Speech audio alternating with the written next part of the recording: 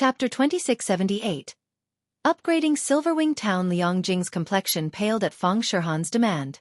Setting aside the method to grasp the spiritualization realm, just handing over Stone Forest City would be more than enough to doom the current Zero Wing. Over half of Zero Wing's current income came from Stone Forest City. Moreover, it was also because of Stone Forest City that so many experts were joining Zero Wing right now. It was no exaggeration to say that Stone Forest City was an integral part of Zero Wing. If they were to lose Stone Forest City, she could not imagine what would become of the guild. However, if they refused to hand over Stone Forest City, Zero Wing's situation wouldn't end up any better, either. While Zero Wing might not face any problems in God's domain, it would be a piece of cake for others to ruin Zero Wing's operations in Fenglin City from the shadows. Guild leader Black Flame, I know this isn't an easy choice to make, but if Zero Wing lacks a sufficient number of S-rank nutrient fluids and life potions, wouldn't it be difficult for the guild to develop further? Feng Shihan said, smiling. I believe you, as a grandmaster martial artist, should know this very clearly. God's Domain was different from other virtual reality games. The game helped its players develop their minds to extraordinary standards, particularly when players raised their tiers and they received huge boosts to their brain activity. This discovery had spurred excitement in many people. However, in exchange for this boost in brain activity, the energy players needed to sustain their minds and bodies also increased significantly. Besides the current Zero Wing, many superpowers were having headaches over this energy problem. Meanwhile, as a result of this situation, S-rank nutrient fluids and life potions had become extremely rare on the market. It might have been fine if the volume required wasn't particularly high. It was still possible to purchase some of these energy solutions, so long as one was willing to pay more credits. However, after the required volume reached a certain point, one wouldn't be able to purchase these energy solutions even if one had the money to do so. You're right. S-rank nutrient fluids and life potions are indeed the things Zero Wing currently requires the most. In fact, this problem is even more troublesome than the harassment of outside parties, Shifeng said, nodding in agreement. After Shifeng became a neutralizing grandmaster, even S-rank nutrient fluids were somewhat insufficient to maintain his body and mind at peak condition. Only life potions met his needs. There wouldn't have been a problem if he was the only person who required these high-quality energy solutions. However, if he wanted the other members of Zero Wing to improve themselves further and have a greater chance of reaching higher tiers, then they definitely could not lack a supply of S-rank nutrient fluids. If Zero Wing could not secure a large supply of S-rank nutrient fluids and life potions within a short period, even if the various superpowers did not secretly harass Zero Wing, it was only a matter of time before they surpassed Zero Wing. Guild leader. Liangjing was startled when she heard Shifeng's words. Stone Forest City was currently one of the few guild cities established in a level 100 neutral map. If Shifeng were really to hand over Stone Forest City, Zero Wing would suffer immense losses in God's domain. At that time, the leveling speed of Zero Wing's guild members would plummet. In regard to this situation, both Matt and White Feather smiled. At least this kid is mindful of the situation. If he decides to sell Stone Forest City and the secrets of the spiritualization realm now, he can earn some money for them. If he waits until the various superpowers know his secret, nobody will want them even if he decides to sell them, Matt whispered. A neutralizing grandmaster would indeed be considered an absolute powerhouse in Fenglin City. However, experts of such caliber were only useful as a deterrent against ordinary powers, not against powerful major corporations. Not to mention, without sufficient S-rank nutrient fluids and life potions, Zero Wing's peak experts would have difficulty further developing themselves. After all, a lot of energy was required to maintain the accelerated brain activity of peak experts. Energy that A-rank nutrient fluids couldn't provide. Hence, the various superpowers contested hotly for S-rank nutrient fluids and life potions, driving up the rarity of these solutions. If you have already made your decision, we can immediately close a contract, Guild leader Black Flame, Feng Shihan said, smiling. No, a contract won't be necessary, Shifeng said, shaking his head. I won't be selling Stone Forest City or the method to grasp the spiritualization realm. Silence momentarily filled the room after Shifeng spoke. Both Matt and White Feather gazed at Shifeng in shock, wondering if he had gone crazy. Did he really not grasp the direness of Zero Wing's situation? Guild leader Black Flame, you need to think this through clearly. If you miss out on this opportunity, we won't offer you the same price next time, Feng Shihan said, a little surprised by Shifeng's response. By then, the problem Zero Wing will have to face will be far greater than what you can imagine. Currently, mythology could be said to be Zero Wing's only lifeline. This was also the reason behind Feng Shihan's confidence that Shifeng would not refuse her offer unless he really wished for Zero Wing's downfall. After all, without sufficient S-rank nutrient fluids and life potions, Zero Wing's future would be bleak. Thank you for your concern. If the various superpowers really wish to take covert action, I don't mind teaching them what a one-way trip is, Shifeng replied calmly. The current Zero Wing was no longer the same as before. This was especially true after he had become a neutralizing grandmaster. This was also why he did not particularly mind his identity getting exposed. After all, secretly dealing with a neutralizing grandmaster wasn't easy. Very well. Since you have already said so, we will take our leave first, Guild Leader Black Flame, Feng Shihan said. After seeing Shifeng remaining unfazed by her warning, she no longer tried to persuade him. Instead, she stood up and left the reception room. After exiting Zero Wing's main headquarters, Matt looked at Feng Shihan and asked, Vice Guild Leader, are we really going to leave just like that? The old instructor had told them to do their best to get their hands on the method to grasp the spiritualization realm. If they just left now, it would be much more difficult for them to obtain this method in the future. Relax. Zero Wing won't hold out for long. He might think that he has the power to protect himself after becoming a neutralizing grandmaster, but the superpowers aren't as simple as he thinks they are. He also doesn't know how crazy they are right now, Feng Shihan replied, smiling. It won't be long before he seeks us out himself. We don't need to rush. I guess you're right. After giving the matter some thought, Matt nodded in agreement and dropped the subject.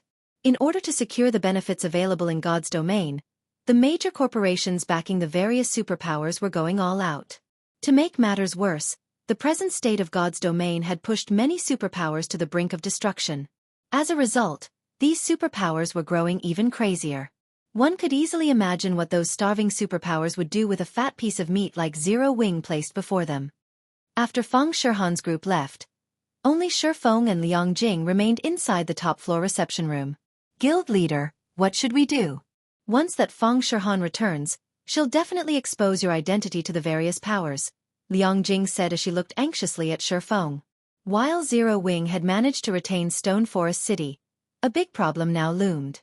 It's fine even if my identity gets exposed. They can spread it all they want. What we need to do remains the same, Shifeng replied calmly. What do we need to do? Liang Jing asked curiously as she took in Shifeng's calm expression. Earn money. Shifeng retorted, chuckling. Whether it was developing the guild in God's domain or purchasing S-rank nutrient fluids and life potions, these actions required money to accomplish. Without money, nothing would get done. Currently, it was basically impossible for Zero Wing to obtain additional S-rank nutrient fluids and life potions from its usual sources. Fortunately, he had the invitation to participate in Green God Company's auction, which was also the only way for the guild to secure a large volume of these high-quality energy solutions. However, with how desperate the various superpowers were for S-rank nutrient fluids and life potions right now, if he did not prepare a sufficiently large sum of credits, he wouldn't stand a chance in the auction. Hence, what he needed to do now was earn money. Read latest chapters at Wuxia World. Earn money. When Liang Jing heard Shifeng's answer, she shook her head dejectedly and said, I'm afraid that will be very difficult right now. Due to the constant suppression of the various superpowers, we have no choice but to obtain resources by ourselves. However, the resources we obtain are barely enough for our own use. We don't have any surplus to sell. Moreover, Stone Forest City's player population has also been decreasing because of the harassment. In addition, the faux saint monsters have already conquered nearly half of Star Moon Kingdom. Our guild's income is decreasing by the day. Relax. That is in the past, Shifeng said, chuckling. After saying so, Shifeng had Liang Jing send someone to replenish the nutrient solution for his virtual gaming cabin. He then did some simple exercises and had a proper meal before logging back into God's domain without hesitation. Once Shifeng was back in Silverwing Town, he promptly called out the town's interface and chose to upgrade the town. Shortly after, a system notification sounded in the ears of every player in Silverwing Town as they got teleported out of the town. Chapter 2679, Promotion Frenzy Orc Empire, Silverwing Town. After Zero Wing's victory over the Faux Saint army, independent players started flocking to Silverwing Town from all over the Orc Empire. The members of many powers also came for a better look at Silverwing Town's situation. As a result, Silverwing Town became incredibly lively for a time. As players crowded into Silverwing Town, a 20-man team entered the town in an orderly manner. The players who saw this team could not help gaping in shock. What? Even they have come to develop in Silverwing Town? Every member of this 20-man team was a level 115 plus, Tier 3 expert geared in dazzling equipment. Even the weakest piece of equipment they sported was at level 110, fine gold rank. The two people walking in the lead were even geared in level 100 plus epic equipment. This was an incredibly rare sight even among the various superpowers experts. However, compared to the levels and equipment of these players, what truly surprised everyone was their identities. This was because this team belonged to Frost Heaven, a superpower originating from the frozen world, which had unified several of the neighboring kingdoms. Frost Heaven's strength could easily rank within the top 10 up-and-coming superpowers. Due to Frost Heaven's access to the frozen world's special bloodline legacy, many expert players were seeking to join the guild. Unfortunately, its recruitment conditions were incredibly stringent. As a result, a large majority of the applicants were disqualified. Now that Frost Heaven's members, who did not operate within the Orc Empire, had come to Silverwing Town, how could everyone not feel surprised? Although the surrounding players were quietly discussing Frost Heaven's members, the Frost Heaven members in question paid no heed to the players around them, taking their time walking down the main street while observing Silverwing Town. So, this is Silverwing Town? A black-clad level 116 female summoner muttered after inspecting her surroundings. Calmly, she commented, while the town's defenses are good, it's still considerably inferior to the other allied guilds' guild towns. It is completely reliant on those personal guards to stay afloat. This town is already quite excellent. At the very least, it has managed to stop the attacks of the Faux Saint army. It is worth recruiting into the alliance, said a female Cursmancer, who was similarly level 116, bitterly smiling at her companion's words. The Faux Saint army was something even ordinary NPC cities were incapable of stopping, let alone guild towns and cities. Just the fact that Silverwing Town was able to defeat the Faux Saint army was already an incredible feat after all. Not every guild town possessed the Frozen World special methods. While these personal guards are indeed strong, those Faux Saint monsters are no pushovers either. Those monsters have already spread out to over a dozen kingdoms and the Black Dragon Empire.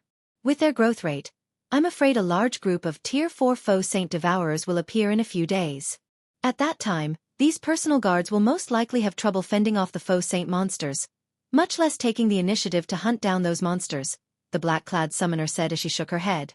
Moreover, our purpose in coming here is to observe whether Zero Wing is truly qualified to join us in dealing with the Faux Saint monsters or not. We're not necessarily here to recruit it. After all was said and done, personal guards could only be considered an external tool. The first reason for this was the incredible rarity of powerful personal guards.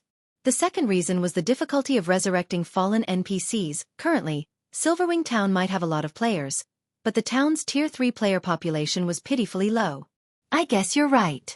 Zero Wing might seem to be flourishing right now, but it is actually in a very precarious situation. The guild simply doesn't know that Saint's Hand has already partnered with many superpowers. Even if the Faux Saint monsters don't take action against Zero Wing, Saint's Hand can simply supply the various superpowers with the necessary support tools to thrive in the Faux Saint monsters' territory, and in return, the various superpowers will do their best to suppress Zero Wing's members. If Zero Wing does not possess enough players to fight for it, it can only hole up in its guild town and rely on the protection of its personal guards, unable to do anything more, the black-clad Cursmancer said, nodding in agreement after giving the matter some thought. Just like the summoner had said, a guild that could only defend and not retaliate did indeed lack the qualifications to join their alliance and become their partner. Meanwhile, as the level 116 summoner and level 116 Cursmancer from Frost Heaven were conversing, a system notification suddenly entered their ears. System: Silverwing Town has been promoted to Basic City. You will be teleported out of Silverwing Town in 30 seconds. What's going on? The town got promoted? The system notification stunned the players in Silverwing Town, their minds falling into a daze for quite some time as they stared at their notification windows. As for Zero Wing's members, they revealed ecstatic expressions on their faces. As an advanced town, Silverwing Town had already been able to repel the foe Saint Army's attack effortlessly. Now that Silverwing Town was getting promoted to Basic City, it would pose a much more difficult challenge for the foe Saint Army. Before anyone could properly react to the situation, every player inside Silverwing Town was teleported out of it. At the same time, a magic array enveloped the town. How is this possible? The black-clad, female summoner from Frost Heaven exclaimed as she gazed at the magic array veiling Silverwing Town in astonishment. Setting aside Silverwing Town's prosperity, its player population alone is still far short of the requirements of promotion. It should have taken the town at least another month to get promoted to Basic City. How could it get promoted so quickly? Frost Heaven had ample experience in promoting guild towns and cities. Hence, the team could tell that Silverwing Town's defenses already met the required standard for promotion, but its player population was still insufficient. This was a condition that could be fulfilled only by gradually accruing popularity among players. Yet, now, Silverwing Town had actually gotten promoted. At this moment, aside from Frost Heaven's members, even the other Superpowers members secretly operating within Silverwing Town were stupefied by this situation. A third guild city. Some Superpowers didn't even have 3 guild cities, yet not only did Zero Wing possess 3 guild cities now, but all 3 guild cities were actually established in strategic locations. This was especially true for Silverwing Town. Read latest chapters at Xueqi World. EU. After all, the foe Saint monsters had already extended their sphere of activity to the dozen or so neighboring kingdoms, as well as the Black Dragon Empire. Due to the arrival of these foe Saint monsters, many of the local maps had been transformed into high-level maps, with some even becoming level 120 maps. In addition, since these kingdoms and empires would have to deal with these foe Saint monsters, plenty of kingdom and empire quests would definitely be issued in the future. Through these points, one could easily predict that the players of the affected kingdoms and the Black Dragon Empire would be operating in the foe Saint monsters' territory in the future. However, as these maps were originally at the borders of the various countries, there were hardly enough shelters or strongholds for players to rest in nearby. Since the Orc Empire served as a hub connecting the various countries, the future development of any guild city there would be terrific. Meanwhile, shortly after Silverwing Town's players were teleported out of the town, news of the town's promotion spread like wildfire, quickly reaching the ears of the various powers and causing a frenzy. Chapter 2680, Silverwing City Fire Dragon Empire, Flame Dragon City, Scorching Flame Restaurant. As soon as Cold Shadow logged back into the game, she was greeted by the sight of a tall and beautiful woman standing before her. This woman was none other than White Feather, who had similarly logged back into the game not long ago. However, White Feather wore an indescribably gloomy expression on her face. Did something happen? Cold Shadow asked, a hint of confusion appearing in her silver eyes. We just received news that Zero Wing Silverwing Town has been promoted to Basic City. Many of the powers operating around the Orc Empire are now heading towards Silverwing Town. They all plan to establish a long-term partnership with Zero Wing. Some superpowers are also considering doing the same. White Feather reported in a quiet tone. Silverwing Town got promoted into a city? Cold Shadow was a little surprised when she heard White Feather's words. Realization then struck her. She smiled and said, "No wonder he rejected my offer without hesitation. It seems this was why he had the confidence to do so." Vice Guild Leader, if Zero Wing really gains the protection of several more superpowers, we will have a much more difficult time obtaining the method to grasp the spiritualization realm. Why don't we contact Saint's Hand and have it warn off those superpowers? White Feather suggested worriedly. Their superiors had given them only one task: to obtain the method to grasp the spiritualization realm. Everything else was secondary. If Zero Wing gained the protection of several superpowers in the real world, any superpower that wished to target Zero Wing in secret would have a difficult time doing so. That won't be necessary. So what if those superpowers band together to protect Zero Wing? Cold Shadow said, smiling as she read the report White Feather forwarded to her. Now that Black Flame's identity has been exposed, Starlink won't let this opportunity get away. Before I logged back into God's domain, I received news that the old fellow behind Lu Xinglua has finally lost his patience and is planning to remove all of Zero Wing's roots in Fenglin City. With Zero Wing's current manpower, it won't be able to hold out for long. All we need to do is wait. Lu Xinglua himself did not possess any noteworthy skill sets. In fact, a large part of the reason why the Starlink Guild was able to develop to such an extent was the old fellow supporting Lu Xinglua. Even several superpowers working together wouldn't be enough to stop that old fellow. Even in mythology, only a handful of people could go up against him. I understand. I'll have someone keep a close eye on Zero Wing during this period, Whitefeather said, nodding. During the time Cold Shadow and Whitefeather were conversing, Silverwing Town's promotion had finally completed. When the magic array disappeared, the town that previously sat atop a sand dune was no more. In its place was a magnificent city. Whether in terms of size or defensive standards, the new Silverwing city far surpassed the old Silverwing town. In fact, even while standing outside the city, one could distinctly feel a dense stream of mana flowing into the city from the surroundings. What astonishing mana! Xueqi was surprised when he sensed the influx of mana into the city. Upon Silverwing Town's promotion to Silverwing City, its core magic array had received a significant improvement. Due to that, as well as the city's 5 magic towers, Silverwing City could practically rival Stone Forest City in mana density. If players were to rest in Silverwing City, the effects they gained might not be as excellent as what they would enjoy when resting in Stone Forest City's Freedom Hotel, but the result would still be quite excellent. It definitely wouldn't be an exaggeration to call Silverwing City a sacred land for players to rest in. Due to the incursion of the faux saint monsters, many maps in the Orc Empire had transformed into level 100+ neutral maps. Normally, players would have considered this a matter worth celebrating. Unfortunately, not only did these new level 100+ neutral maps have very thin mana, but due to the Orc Empire's special circumstances, players also could not use flying mounts and return scrolls there. Moreover, there were still the corrosive foreign energies present in all neutral maps. As a result, most players were leery of operating in these newly created neutral maps. However, the appearance of Silverwing City in the Orc Empire could resolve many of these problems. At the very least, players would no longer have to travel to a distant NPC city to recover. In fact, players would enjoy a much faster recovery rate when resting in Silverwing City than in NPC cities. However, what truly excited Xueqi wasn't the change to the city's mana density, but to the city's airport. Originally, Silverwing Town's airport was only the size of a sports arena. However, after Silverwing Town's promotion, the airport received a massive improvement as well. Now, not only had the airport tripled in size, but the number of airship platforms it housed had also increased by several-fold. Now that Silverwing Town has become Silverwing City, I just need to spend some coins to open up air routes to the various kingdoms' capital cities. Once that's done, players from the various kingdoms can travel directly to Silverwing City. At that time, just the income from collecting transportation fees would most likely rival the Freedom Hotel's income. Xueqi was filled with excitement and anticipation as he looked at the distant airport.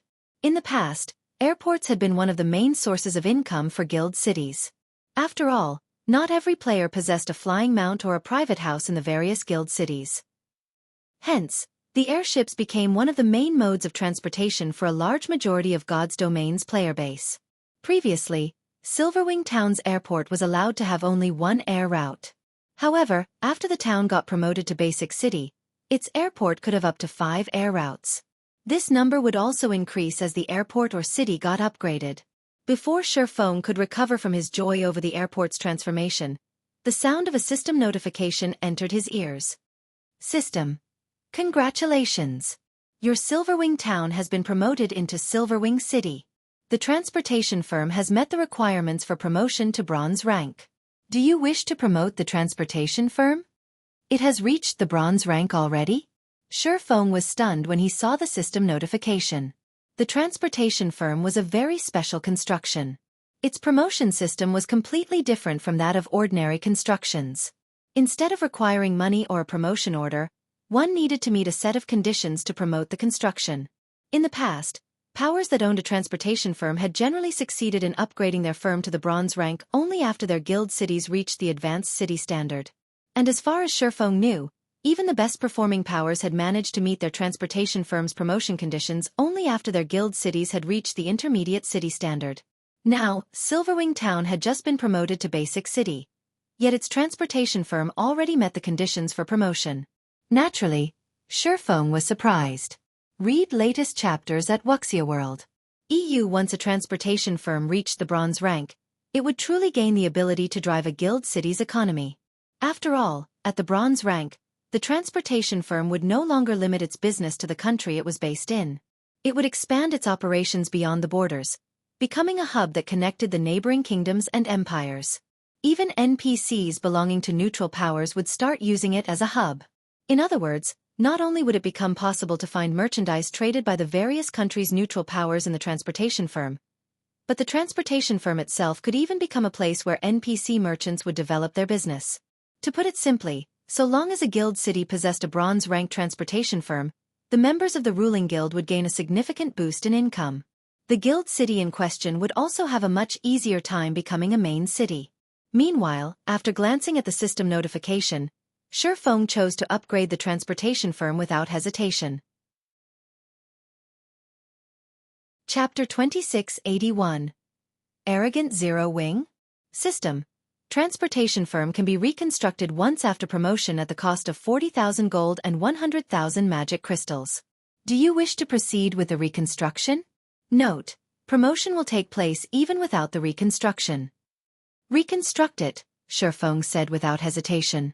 While Zero Wing's funds were indeed tight, the guild still had around 100,000 gold and 400,000 magic crystals reserved for unexpected expenditures. And although reconstructing the transportation firm would not grant it any additional functions, there was one benefit: accommodating more NPC merchants to do business within it. If a transportation firm had more NPC merchants, not only would there be more quests available for players to pick up, but there would also be more merchandise for sale. Both of these factors would attract more players to develop in Silverwing City. As soon as Xueqi made his decision, 40,000 gold and 100,000 magic crystals vanished from his bag. Immediately afterward, the transportation firm, which stood at the edge of the city, transformed into a cloud of black mist that expanded rapidly, growing to the size of 4 sports arenas in just 5 seconds, then dissipated. When the black mist cleared, a 5-story-tall building appeared in its place. While Xueqi was quietly observing the reconstructed transportation firm, Yulan suddenly contacted him. Guild leader, we've finished setting up the city's security measures. We have also set the entrance fee to 10 silver, as you instructed. We can open Silverwing City at any time, Yulan said excitedly. Previously, after news of Silverwing Town's promotion spread, many players from the neighboring kingdoms had eagerly made their way over to take a look at the city. Based on rough estimates, at least 2 million players had camped outside the city. With so many players seeking entry, Zero Wing could earn a small fortune just by collecting entrance fees. Previously, Silverwing Town couldn't collect any entrance fees since it was a town.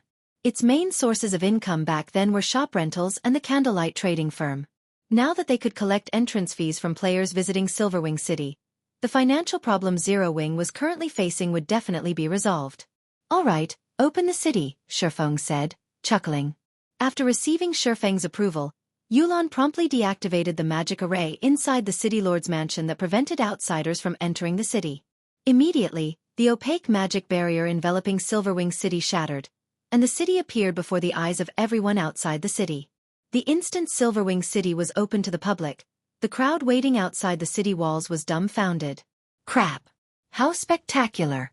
Isn't this city on the same standard as Stone Forest City? The appearance isn't the only thing that's marvelous. The mana radiating from Silverwing City feels just slightly inferior to Stone Forest City's. I'm just wondering how much the entrance fee will be. If it's too expensive, ordinary players like ourselves will have a difficult time developing in Silverwing City. Everyone was curious about Silverwing City's current situation. It might be fine if it were any other guild city, but Silverwing City was the only guild city in the Faux Saint Monsters territory. Previously, Silverwing Town was already able to fend off an army of more than 4 million Faux Saint Monsters as an advanced town.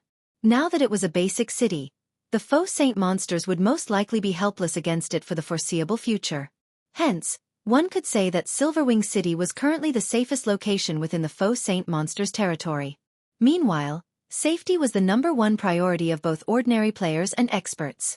At this stage of the game, many players would fall into despair over even a single death. After all, after reaching level 100 and beyond, not only did leveling up become much more difficult, but level 100 plus equipment was also incredibly precious. Losing a single piece of level 100 plus equipment would set a player back by days or even weeks. However, after the gathered players lined up at Silverwing City's main gate, they were stupefied by what they saw. An entrance fee of 10 silver? Is Zero Wing insane?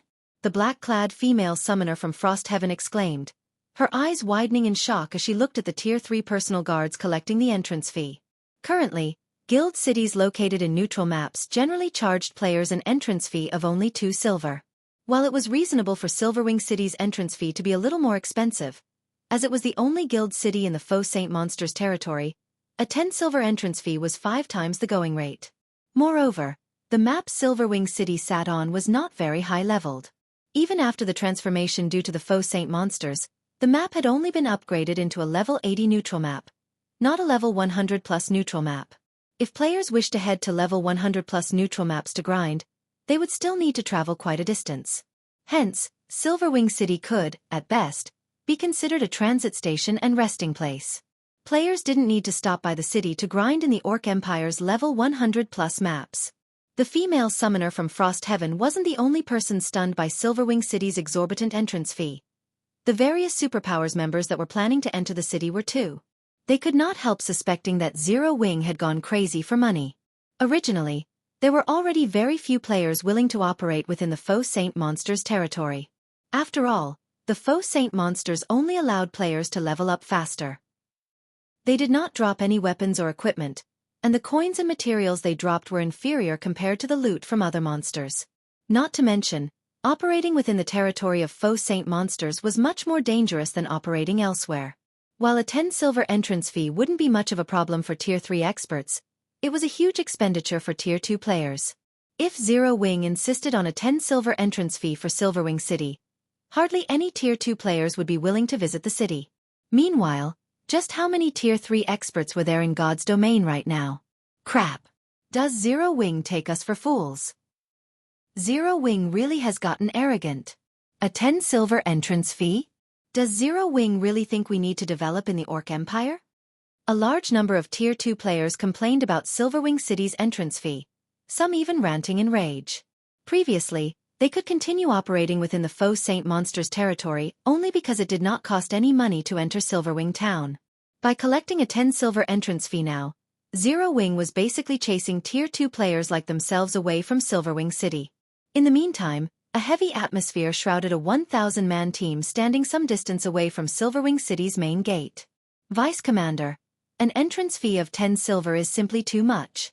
If we have to pay such a fee, after deducting all our daily expenses, our Tier 2 brothers will earn almost nothing. I suggest we head somewhere else to develop. It is simply impossible for us to continue developing in Silverwing City. A level 107, Tier 2 Berserker said as he looked at Solid Wind. I truly did not think that Zero Wing would be so ruthless. We should have followed suit with the other adventurer teams and headed to one of the kingdoms or the Dark Knight Empire to develop. A level 113, Tier 3 male elementalist grumbled. Wind, this price is indeed too high. We can't afford it in the long term. Why don't we head to the Dark Knight Empire and take a look there? I heard that there are guild cities established in level 100 plus neutral maps there as well. Moreover, those cities are also collecting a 10 silver entrance fee, Crazed Bull suggested. Read latest chapters at Wuxia World. Many other members of the Blood Pact adventurer team nodded their heads in agreement. Compared to paying 10 silver to Zero Wing for no good reason, it would be much better to spend that 10 silver in a guild city located in a level 100 neutral map. They would definitely gain a much better harvest there than in the Orc Empire. Alright then. However, we still have some quests we need to turn in, Solid Wind said, sighing. Bull, you and a few others will follow me inside. Everyone else, wait outside. The other Blood Pact members nodded in acknowledgement of Solid Wind's instructions.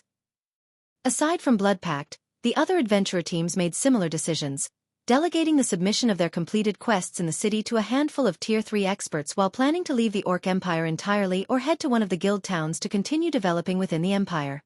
Following which, despite the large number of players gathered outside Silverwing City, only a small number of Tier 3 experts actually entered the city. Chapter 2682. Madness-inducing Silverwing City. As the various powers and adventurer teams Tier 3 experts entered Silverwing City, the relatively empty streets of the city grew crowded. Sure enough, the city became much bigger after getting promoted. The density of the ambient mana also increased by a lot. It's a pity that the entrance fee is too high. If it were 5 silver instead, the neighboring kingdom's players would most likely pour in, Crazed Bull sighed as he looked at the streets teeming with NPCs. If possible, he really wished to continue his development in Silverwing City. Unfortunately, the entrance fee of 10 silver was simply unaffordable for ordinary Tier 2 experts. After all, many players would most likely enter Silverwing City multiple times a day since Tier 2 players weren't as resistant to the foreign energies in level 100+ neutral maps as Tier 3 players were. They could survive in level 100+ neutral maps for only a few hours per trip. Fortunately, Tier 2 players recovered from these foreign energies very quickly, so they generally could make 2 or 3 trips to level 100+ neutral maps per day. However, each additional trip meant they had to pay another 10 silver coins to enter Silverwing City. Originally, earning money was already a difficult task in the Faux Saint Monsters territory.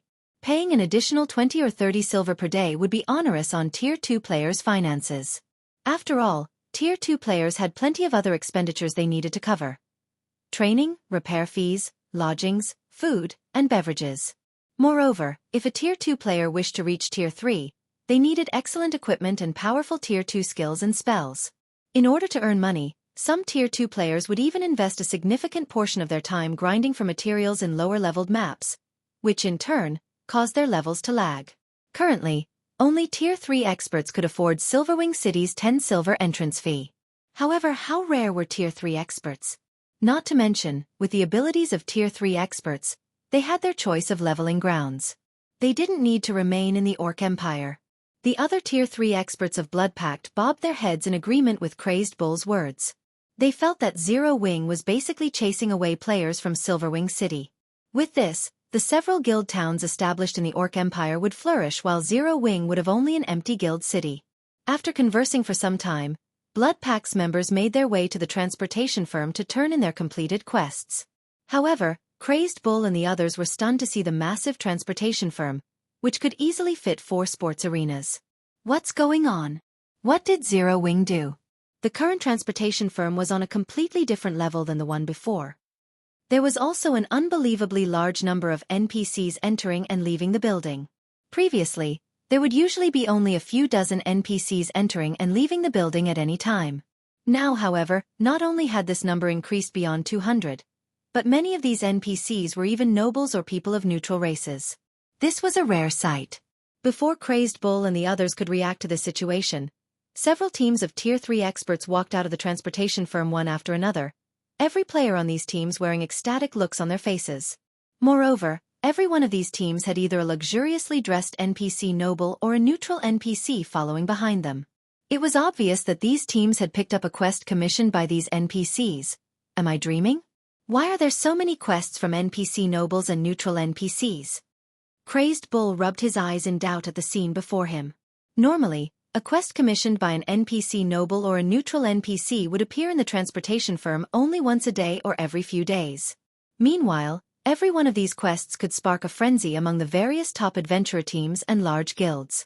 The reason for this was the minimum difficulty rating for these quests, which was 3-star advanced. Not only could players obtain a large amount of coins and contribution points by completing these quests, but they also had a fixed chance of receiving level 100+, top-tier weapons and equipment or Tier 3 skill and spellbooks. Moreover, even if players weren't lucky and didn't get any of these bonus items, the monetary reward would be enough for players to purchase a piece of relatively good level 100+ equipment for themselves. Hence, many adventurer teams secretly fought over these quests. Now, however, multiple teams had actually managed to pick up such a quest. Crazed Bull couldn't believe his eyes. Quick! We need to hurry inside and take a look. Solid Wind barked after snapping out of her daze. Upon hearing Solid Wind's words, the other Blood Pact members nodded and charged into the building. They wanted to know what exactly had happened to the transportation firm for there to be so many 3-star advanced quests. When Solid Wind and the others entered the transportation firm, they were stupefied at the scene before them. Inside the transportation firm's spacious lobby, long queues of NPC merchants snaked in front of the reception desks. At a glance, these NPCs easily numbered more than 5,000. Moreover, many of these NPCs were even NPC nobles and neutral NPCs. The gigantic, translucent quest crystal hovering in the center of the lobby actually displayed numerous 3-star advanced quests. The top few entries of the list were even 4-star quests, something they had never seen before. Delivery to the Black Dragon Empire's border fortress Fret. Difficulty, 4-star. Requirement, Tier 3. Team must have at least one person that has completed 10 3-star advanced quests and 20 3-star quests. All other members must have completed at least 10 3-star quests. Remuneration, 50 gold and 3,000 contribution points. Additional rewards unknown. Recruiting 50 people. Delivery to the neutral zone Silent City. Difficulty, 4-star. Requirement, Tier 3. Team must have at least one person that has completed 12 3-star advanced quests. All other members must have completed at least 5 3-star quests. Remuneration, 60 gold, 2,000 contribution points, and an elf's gift, 15% chance to obtain a dark gold item of the same level, 25% chance to obtain a fine gold item of the same level. Recruiting 100 people. When the eyes of Solid Wind and the other Blood Pact members landed on the rewards of the 4-star quests, they wished they could accept these quests immediately. Setting aside the additional rewards, just the coins and contribution points these quests awarded were more than enough to make Tier 3 experts like themselves go crazy. Bull. Log out and contact the commander. Have the commander negotiate with the other adventurer teams. We need to secure these 4-star quests before the others do. Solid Wind said urgently. It was impossible for an individual adventurer team to take on a 4-star quest. At least 2 adventurer teams worth of Tier 3 experts would be needed to challenge a 4-star quest. However, if they could complete a 4-star quest, they would raise Blood Pact's overall strength by a small margin. Alright, logging out now, Crazed Bull said as he hurriedly clicked the log out button. Read latest chapters at Xueqi World. EU. As for Solid Wind and the others, they promptly contacted the other Blood Pact members outside the city and had them come to the transportation firm right away. Their excitement was palpable to the other players around them. However, none of the surrounding players found the reactions of Blood Pact's members surprising at all. After all, Blood Pact wasn't the only group aiming for the 4-star quests. The members of other adventurer teams and guilds that had visited the transportation firm earlier had reacted in a similar fashion. They all either notified their superiors about the transportation firm or had their other companions rush to the transportation firm. For a time, large numbers of the Tier 2 players camped outside Silverwing City thronged to the city's main gate with bloodshot eyes. In the blink of an eye, the main gate swarmed with players. If not for everyone fearing the personal guards stationed by the gate, they would have most likely started a fight to enter the city. Meanwhile, when the black-clad summoner from Frost Heaven, who had already entered the city, saw the disturbance at the gate, she was stunned. What's going on? Chapter 2683, Crimson-Eyed Sword Saint's Legacy. At this moment, the female summoner from Frost Heaven wasn't the only person surprised by the sudden turn of events at Silverwing City's main gate. The Tier 3 experts who had just entered the city were similarly stunned to see the mob of Tier 2 players desperately trying to get in. Have these people lost their minds? For current Tier 2 players, a 10 silver entrance fee was a significant expenditure. Not to mention, just a short while ago, these Tier 2 players were still complaining about the expensive entrance fee and hoping to see Silverwing City flop. Now, however, these same Tier 2 players were desperately trying to get the NPCs stationed at the gate to take their money. Their bloodshot eyes making it seem as if they would start a fight if the NPCs refused to take their money. However, before the Tier 3 experts standing before the city gate could properly process the situation, batch after batch of Tier 2 players rushed into the city, their numbers simply staggering. As soon as these Tier 2 players got past the gate, they dashed towards Silverwing City's transportation firm like a pack of cheetahs, expressions of ecstasy writ large on their faces. What did Zero Wing do? The female summoner from Frost Heaven could not help her confusion when she saw the various powers and adventurer teams' Tier 2 members running past her toward a distant corner of the city. Just a moment ago, the players had clearly given up on Silverwing City because of its exorbitant entrance fee. Now, however, players were jostling to enter the city.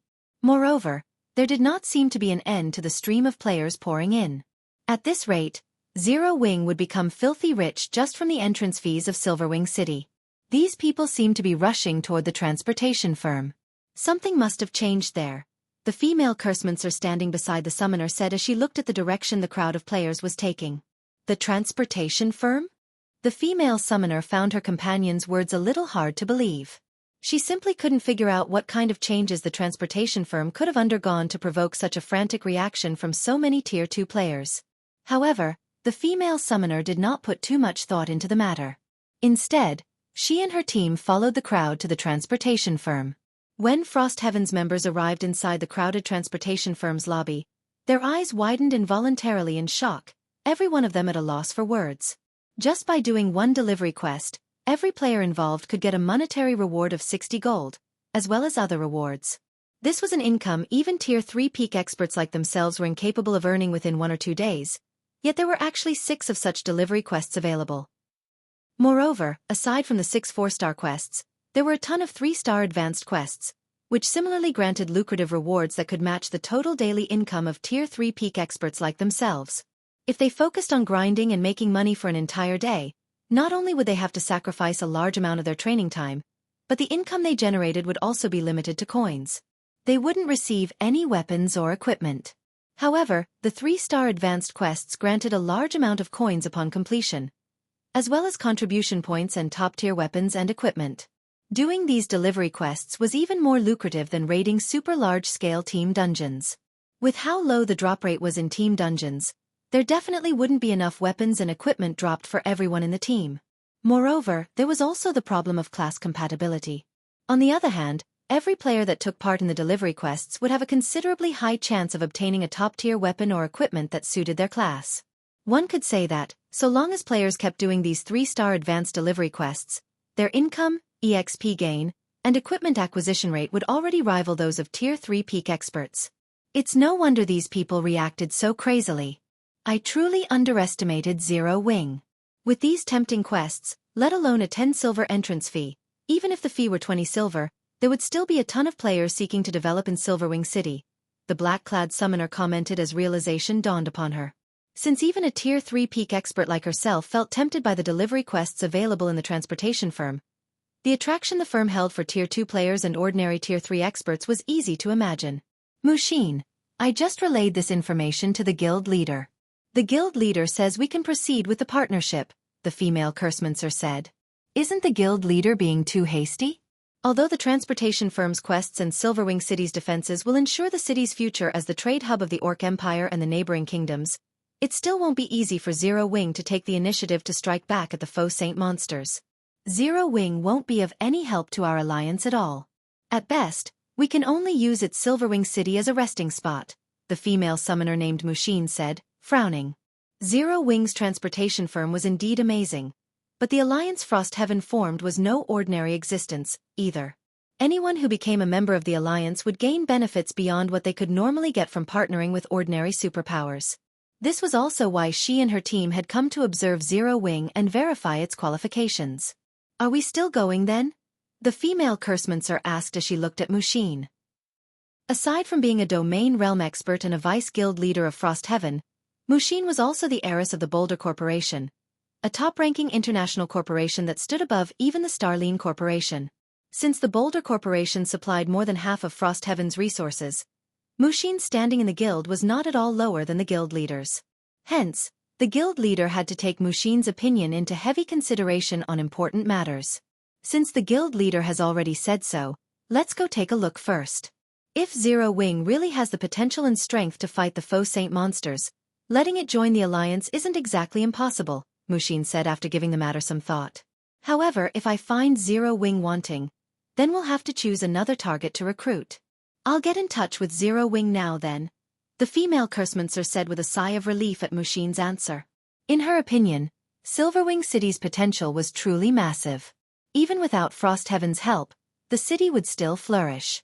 In fact, it might even become an integral location for the Alliance's fight against the faux Saint monsters in the future.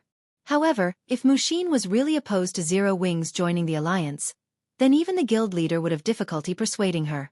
While Mushin and the others were conversing, news regarding the transportation firm also spread quickly. As a result, many of the powers heading back to their respective kingdoms promptly did a U-turn, with some even planning to make Silverwing City a long-term headquarters of theirs. As Silverwing City's player population was booming, Shurfeng finished accepting the Crimson-Eyed Sword Saint's legacy. Sure enough, breaking through the limits of the epic mana body isn't that easy. Shurfeng breathed out a deep sigh as he looked at the shattered memory crystal in his hand. Originally, he thought that with the effects of the 8 soul marks and the Crimson-Eyed Sword Saint's legacy, he could instantly break the shackles of his epic mana body. Unfortunately, things didn't work out as he planned, leaving him still one step shy of a breakthrough. Although he had long since known that it was much more difficult to break through the limits of an epic mana body than it was for a gold mana body, he never thought that the difficulty would be this high. Despite relying on the Crimson-Eyed Sword Saints and Heavenly Blue Saints' experiences, no matter how he tweaked the circulation of mana in his mana body, he still couldn't surpass the perfect state. Of course, that didn't mean Xueqi had gained absolutely nothing from the Crimson-Eyed Sword Saints' guidance. By relying on Elvo's experiences and techniques, he could now circulate the mana inside his body 20% faster than before. For other players, such an improvement wouldn't yield any significant effects. However, for someone like Xueqi, who possessed a natural domain, it was akin to a 20% boost to his reaction speed. A massive improvement. Moreover, his mana domain had also become much denser and more solid. If Xueqi were to go up against a faux Saint Devourer now, he was confident he could beat the living daylights out of the mythic monster without even resorting to his mana technique and Black Dragon's soul. Read latest chapters at Wuxia World. EU. At this time, Yulan suddenly called Xueqi and said, "Guild leader, some representatives from Frost Heaven have paid us a visit. They say they wish to discuss a partnership." Frost Heaven. Xueqi was not unfamiliar with this name. In fact, this was a very famous name during his previous life. After all, Frost Heaven was one of the 12 great guilds of God's domain, a true titan in the game. However, Frost Heaven had maintained a very low profile during the early stages of God's domain, so much so that barely anyone had thought about the guild. To everyone's surprise though, Frost Heaven had actually been the first superpower in the game to successfully produce a Tier 4 player, an incident that had propelled the guild into the spotlight and made it known by everyone in the game. "Do you wish to meet them?" Yulan asked when she saw Xueqi turning contemplative. "Have them wait in the City Lord's Mansion's reception room," Xueqi said, nodding. He then tidied up his workspace before leaving his 4th-floor office and making his way to the 1st-floor reception room. Chapter 2684 Mana Domain Silverwing City, City Lord's Mansion. Under Yulan's lead, Mushin and the other Frost Heaven members arrived before the entrance of the City Lord's Mansion. Currently, a large number of NPCs, as well as players wearing the merchant's insignia, were lining up outside the tall walls of the mansion. The liveliness here could easily rival the frenzy at Silverwing City's main gate. This city is truly amazing. Despite having been promoted just recently, there are already so many NPC and player merchants coming forth to rent shops here. I doubt even the various superpowers' main headquarters received this much attention when they got promoted into basic cities. The female cursemancer from Frost Heaven exclaimed as she looked at the long line of NPCs and players standing outside the City Lord's Mansion. Aside from being the core that controlled the City Lord's Mansion also managed the city's lands and shops. Anyone seeking to rent or purchase land and shops inside the city had to visit the City Lord's Mansion to do so. Generally, however, neither player nor NPC merchants would rent a recently promoted city's lands and shops. They would generally do so only after thorough consideration and observation to determine whether an investment would really be profitable. However, despite Silverwing City having just been promoted and open to the public less than an hour ago, there were already close to 1,000 players and NPCs waiting to enter the City Lord's Mansion. This response was unbelievable. This should be considered normal. After all, Silverwing City is currently the only guild city in the Orc Empire. With that transportation firm here, high player traffic is guaranteed. These cunning merchant players and NPCs definitely won't let this opportunity get away. The only question now is, how many shops and lands is Zero Wing willing to rent out? Mushin said, her expression remaining unfazed as she took in the long queue before her. In fact, after seeing what Silverwing City had to offer, Mushin had already resolved to rent some of its lands and shops in preparation for her guild members' development in the city. Needless to say, merchant players and NPCs, who frequently traveled between large cities and possessed a keen sense for business, would definitely realize Silverwing City's potential and take action much more quickly than she had. The player merchants waiting outside the City Lord's Mansion turned their heads automatically toward Mushin's group, surprise flashing across their eyes when they recognized the group. What? Frost Heaven is actually planning to partner with Zero Wing? If that's the case, Zero Wing will really rise on the Eastern continent. Indeed. Frost Heaven has 3 international corporations backing it. Even if Zero Wing receives only a small amount of support from Frost Heaven, it would no longer have to worry about funding and resources. It seems the various superpowers will have to fear Zero Wing in the future. After all, previously, Zero Wing was already close to rivaling ordinary superpowers in terms of experts and guild foundations. If Zero Wing receives Frost Heaven's support and resources, it would basically be a superpower already. By this time, even ordinary players were familiar with the superpower known as Frost Heaven. After all, the guild had not only successfully dominated multiple kingdoms but also claimed a corner of the Apocalypse Empire. In addition, Frost Heaven's name resounded in the ears of merchant players like themselves, what with 3 international corporations backing the guild. Even the Eastern Continent's up-and-coming Starlink and various superguilds had to show respect to Frost Heaven. Mushin's group walked into the City Lord's mansion under the watchful gazes of the merchant players outside. Inside the City Lord's mansion, aside from the personal guards on security duty, there were plenty of Zero Wing experts training. The liveliness inside the mansion grounds was not the slightest bit inferior to the situation outside the mansion. Sure enough, the number and quality of Zero Wing's experts are still considerably inferior to the various superpowers. The female Cursemancer shook her head and sighed as she eyed her surroundings. With the standards of Zero Wing's members, even if Mushin agrees to let Zero Wing join the alliance, the other allied guilds will most likely object. Many of Zero Wing's Tier 2 members had reached level 115 already, with the Tier 3 members boasting even higher levels. These players were also very well equipped, with the weakest piece of equipment on the Tier 3 experts being level 110 Fine Gold rank. When it came to levels and equipment standards, Zero Wing's members did not lose out to the various superpowers. However, Zero Wing's members had one fatal flaw. Their average combat standard was very low. Let alone Flowing Water Realm experts. Zero Wing barely had Refinement Realm experts. In this regard, Zero Wing was no match for the various superpowers at all. Hence, even though Zero Wing possessed a large number of powerful personal guards, it still couldn't be considered a superpower. After all, personal guards would remain a threat for only a certain period. Compared to players, NPCs had a much more difficult time developing themselves. The true way for a guild to grow strong was for it to have a large number of peak experts under its command. Although rumor had it that Zero Wing had several extraordinary experts, this small number simply wasn't enough for the guild to become a superpower, let alone get Mushin to agree to its joining Frost Heaven's alliance. During the time the female Cursemancer was entertaining such thoughts, Yulon had brought Mushin's group to the City Lord's mansion's first-floor reception room. "Please enter," Yulon said as she opened the doors for Mushin's group. After nodding in response to Yulon's words, Mushin entered the reception room together with her subordinates. The instant Mushin and the others entered the reception room, however, their bodies immediately felt heavier. They also sensed that they had lost control over the mana around them, and it seemed as if they had entered another world. A mana domain.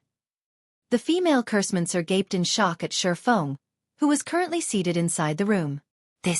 How is this possible?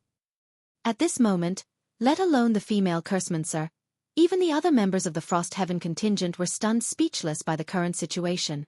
As Tier 3 experts, they knew very clearly what a mana domain was. After all, this was something they occasionally encountered when raiding Tier 4 monsters. Not to mention, there were also Tier 3 skills and spells that allowed players to form a mana domain. Read latest chapters at Wuxia World. EU mana domains fell into 2 types: active and passive. Active-type mana domains were formed using skills and spells, while passive-type mana domains were formed without the use of skills or spells. Of the 2 types, the latter was generally an ability only NPCs at Tier 4 or above could grasp. However, the mana domain currently enveloping them clearly wasn't formed with a skill or spell. Instead, it was a byproduct of Xueqi's circulation of his own mana. In other words, this was a passive-type mana domain. This type of mana domain was the main reason why Tier 4 NPCs were overwhelmingly stronger than Tier 3 NPCs. The moment this passive-type mana domain was activated, Tier 3 NPCs would be mere jokes in front of a Tier 4 NPC. Now, however, this ability that could normally be found only on Tier 4 NPCs had actually been mastered by a Tier 3 player. This was incredible. You must be Frost Heaven's representatives. I am Zero Wing's guild leader, Black Flame, Xueqi said as he swept his gaze across Mushin's group. Going straight to the point, he asked, "I heard from Yulon that you've come to discuss a partnership with Zero Wing. May I know what kind of partnership you have in mind?" Chapter 2685. Generous Remuneration, Tier 4 Promotion Quest. As soon as Xueqi finished speaking, The female Cursemancer and the other Frost Heaven members inside the room promptly snapped out of their dazes. All the contempt they previously had for Zero Wing swept away. The number of peak experts Zero Wing currently had was indeed no match for the various superpowers. However, with Shifeng's mana domain, he could boost a team's combat power by a significant margin. Moreover, if a superpower did not have any means of dealing with a mana domain, it wouldn't matter how many Tier 3 experts they sent at Shifeng. Every one of them would just end up as cannon fodder. Guild Leader Black Flame, you really are a straightforward person. In that case, let me introduce myself first. I am Mushin, a Vice Guild Leader of Frost Heaven, and I am here on behalf of the guild to invite Zero Wing to join Frost Heaven's alliance, Mushin said, looking at Shifeng. Your alliance? Shifeng looked at Mushin with some confusion. As far as he remembered, Frost Heaven had always walked the path of a lone wolf, never forming alliances with others. That's right. You can consider it an alliance targeting the faux saint monsters, Mushin explained, nodding.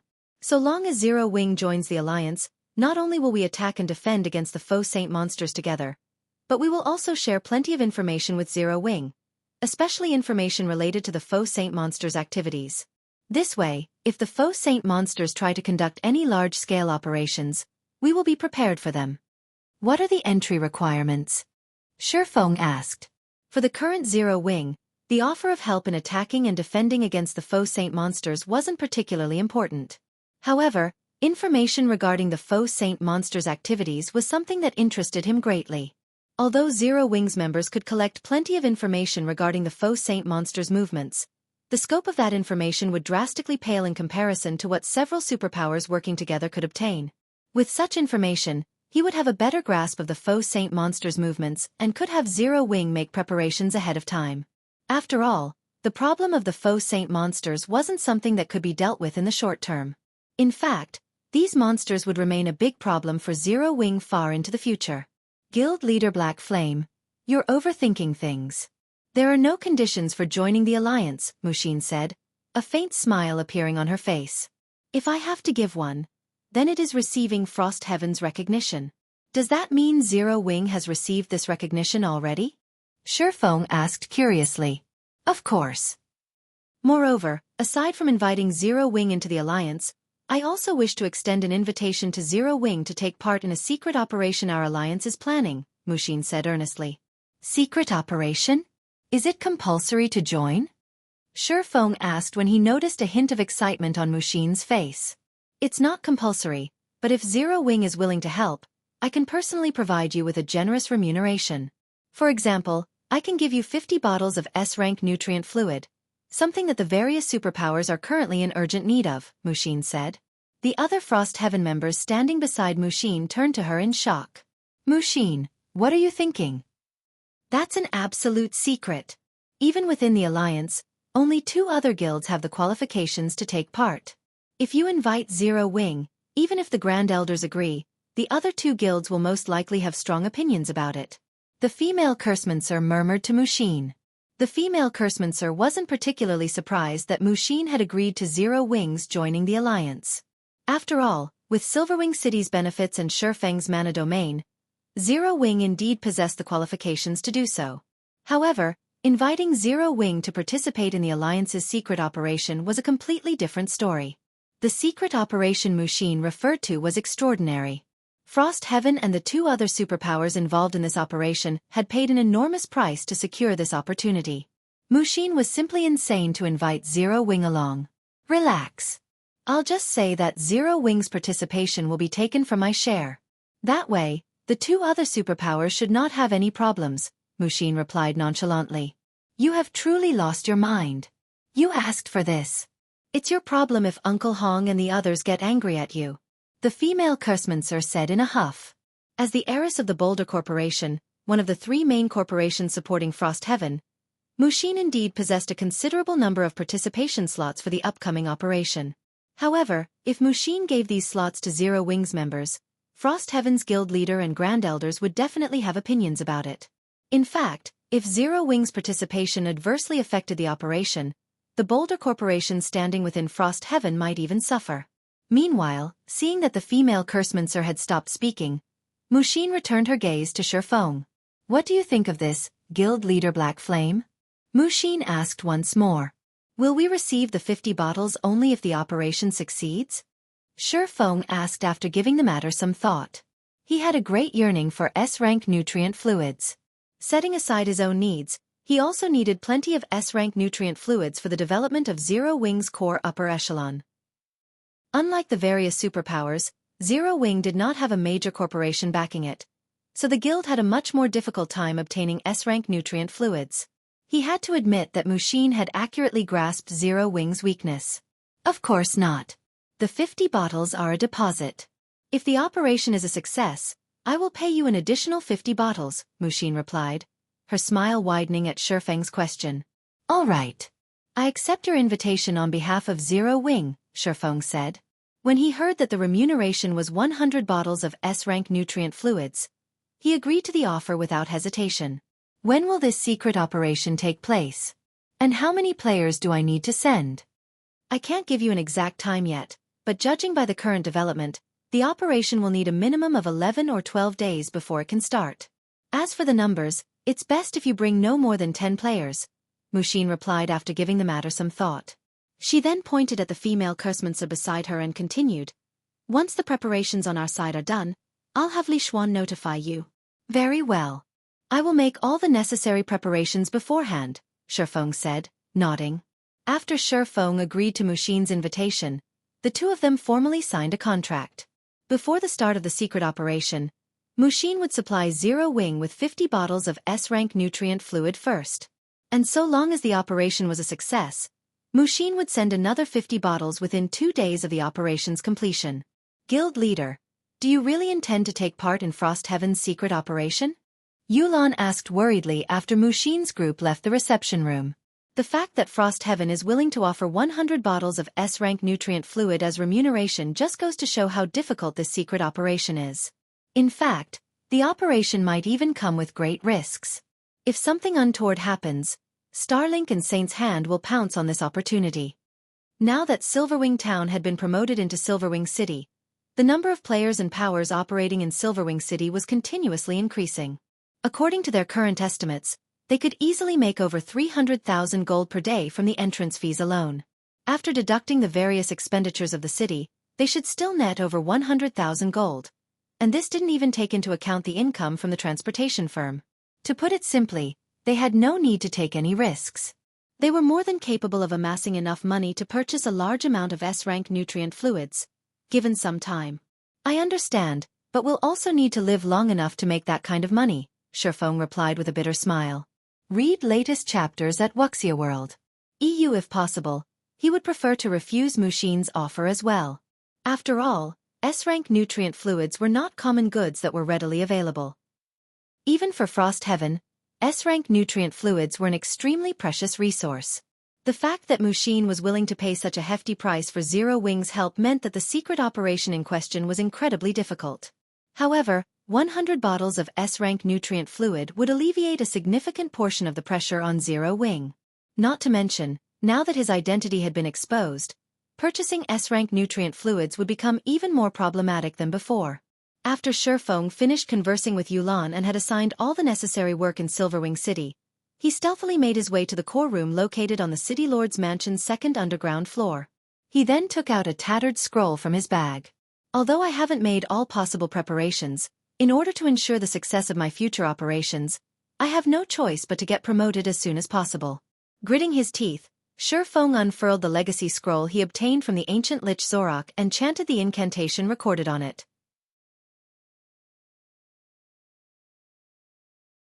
Chapter 2686. Legacyland? As Xuefeng chanted the incantation recorded on the legacy scroll, the divine runes on the legacy scroll started releasing an array of colorful lights that brightly illuminated the dimly lit core room. Following which, the divine runes detached from the legacy scroll and linked up into a ring before Xuefeng. A short moment later, an incomparably dark vortex appeared within this ring of runes. The black vortex was 3 meters tall. Just its existence alone thinned out the mana within the core room considerably. The vortex was like an insatiable beast that devoured everything. Just how harsh is the environment in the Legacy Land? Xuefeng was astonished when he sensed the incomparably thin mana around him. Originally, He had planned to challenge his Tier 4 promotion quest only after he had broken through the limits of his epic mana body. That way, he would have a much greater chance of success. After all, unlike the promotion quests for lower tiers, the Tier 4 promotion quest did not have any difficulty options for players to choose from. How much improvement they gained from their Tier 4 promotion quest depended entirely on how much progress they made in the Legacy Land. Of course, there were also some differences between Legacy Lands. Naturally, the harsher the environment at a Legacy Land, the more difficult it would be for players to obtain their Tier 4 Legacy. However, searching for Tier 4 Legacy Lands was arduous. In fact, when challenging the Tier 4 promotion quest, players generally spent 90% of their time searching for a Legacy Land. In short, players would be very fortunate to come across a Legacy Land. They didn't have the luxury to choose between different Legacy Lands. Hence, luck played a considerably important role when challenging the Tier 4 promotion quest. With luck, one would find a good Legacy Land and have an easier time obtaining the Tier 4 Legacy. Without it, one would find a Legacy Land with an extremely harsh environment and might suffer failure as soon as they set foot into the Legacy Land. This was a situation Xueqi had faced before. After all, he had failed plenty of times at his Tier 4 promotion quest in his past life. Currently, although he couldn't determine what kind of Legacy Land the teleportation portal before him led to, judging by how the portal had devoured almost all of the core room's mana, he could tell that this Legacy Land had incredibly thin ambient mana. In fact, the ambient mana density in the Legacy Land should be even lower than that of the core room at the moment. However, before Xueqi could continue his observation, a series of system notifications entered his ears. System. You have opened the Legacy Lands portal.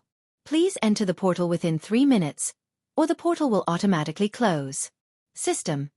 You have activated the promotion quest for the Tier 4 Blade Saint. Quest content. Enter the Legacy Land and obtain the Ancient Legacy's power. Rewards unknown. System. Once you enter the Legacy Land, you will be prohibited from having any contact with the outside world. If you die within the Legacy Land, you will be teleported out of the Legacy Land, your levels will be reduced by 5, and your soul will be weakened for 3 days. Please consider your decision carefully. 5 levels? This Legacy Land is truly vicious. Xueqi frowned reflexively when he heard the contents of the system notifications. Normally, dying in a Tier 4 Legacy Land would result in a loss of only 2 or 3 levels. The penalty for this one, however, was actually 5 levels. This was definitely the Legacy Land with the highest penalty he had ever heard of. However, Xueqi did not hesitate for long before walking straight into the Black Vortex. If possible, he did not wish to enter such a harsh Legacy Land, either. However, if he didn't enter, he would be deemed to have failed his Tier 4 promotion quest. If that happened, he would have to wait a considerable period before he could challenge his Tier 4 promotion quest again. An outcome he definitely didn't want. After all, aside from Frost Heaven's upcoming secret operation, the Divine Dragon's trial also awaited him. If he gave up on entering his Legacy Land now, he would have to face the Divine Dragon's trial with only a Tier 3 body, basically setting himself up for failure. Hence, he had no other choice but to grit his teeth and take on this Legacy Land. Fortunately, the Epic Legacy Scroll granted him 3 re-challenge attempts, 2 more than what the Dark Gold Legacy Scroll provided. Having a total of 4 challenge attempts increased his chances of success significantly. As soon as Xueqi stepped into the Black Vortex, darkness enveloped his vision. At the same time, his body seemed to spin freely in empty space. By the time his vision recovered, the scenery before him had changed completely. Currently, he was free-falling. Moreover, not only was the sky dark, but spatial tears also filled the air around him. It was as if the world he had just arrived in was crumbling. There was no ground beneath him, either. All he could see below was a bottomless abyss. To make matters worse, the mana was practically non-existent. Xueqi was momentarily stunned by the situation. He had been to many Legacy Lands, but this was his first time visiting such a harsh Legacy Land. In fact, rather than a Legacy Land, this location looked more like a world teetering on the brink of destruction instead. If not for his epic mana body, he would have long since lost consciousness due to the extremely thin ambient mana here. Not daring to be careless, Xueqi promptly activated Gale Domain to put some distance between himself and the bottomless abyss below. However, shortly after he started flying, a powerful suction force came from the bottomless abyss, which made his body feel incomparably heavy. Is long-term flight prohibited here? Looking at the bottomless abyss that was pulling him down, Xueqi faintly understood the rules of this legacy land. He immediately headed for the nearest cliff. 400 yards. 300 yards. 200 yards. The longer Xueqi remained in flight, the stronger the gravity acting on his body grew. Initially, the gravity was only twice as strong as usual. Eventually, though, it increased to more than tenfold. Moreover, it continued increasing by twofold every second.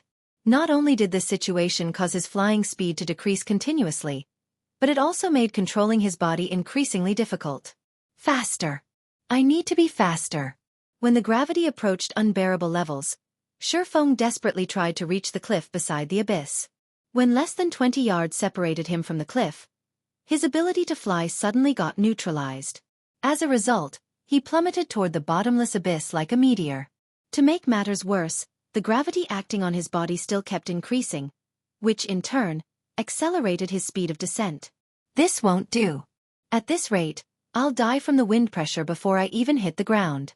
After free-falling for a dozen seconds, Xueqi already found the increasing wind pressure pushing against his body unbearable. At this rate, he would most likely die after another few dozen seconds of free fall. He took out a bunch of advanced frost grenades from his bag and detonated them on his back. Boom, boom, boom. Along with the sounds of explosions, a series of ice flowers appeared in midair. Although Xueqi ended up losing over 20% of his HP and got himself covered in a layer of frost from the frost grenades, the impact of the explosions propelled his body a lot closer to the nearby cliff.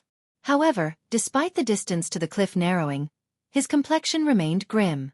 After all, if he collided with the cliff at his current speed, he was still unlikely to survive. In the next moment, the armor Xueqi wore also started turning red-hot. Just as he was about to crash into the cliff like a blazing meteor, he activated Heavenly Dragon's power, instantly increasing his basic attributes, defense, and HP by a significant margin. He then unsheathed the abyssal blade and stabbed it into the cliff. Boom! After getting stabbed into the cliff wall, the abyssal blade tore the rocky surface as Xueqi continued sliding down. At the same time, his HP also started depleting rapidly. 75%. 60%. 30%.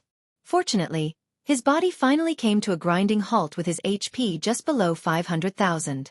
After pulling himself out of the clutches of death, he breathed out a deep sigh of relief. If not for Heavenly Dragon's power, he really would have died just now. Is this really a legacy land? Confusion filled Xueqi's heart as he gazed at the bottomless abyss beneath him. Although legacy lands weren't known for their friendly environments, none of them had such a harsh environment, either. Currently, he couldn't see any signs of life in this legacy land, let alone monsters. Aside from the bottomless abyss, the only other thing within sight were the cliffs surrounding it. He couldn't find any traces of an ancient legacy at all. Read latest chapters at Wuxia World. EU. However, as Xueqi was trying to figure out what he needed to do in this legacy land, several thunderous roars came from the bottomless abyss. A short moment later, gigantic figures emerged from the abyss. And upon seeing these figures, Xueqi could not help being dumbfounded. How is this possible? Xueqi's eyes widened with astonishment as he gaped at these gigantic figures. After all, these figures belonged to the rarely seen dragon race. Meanwhile, these dragons had clearly discovered his presence already.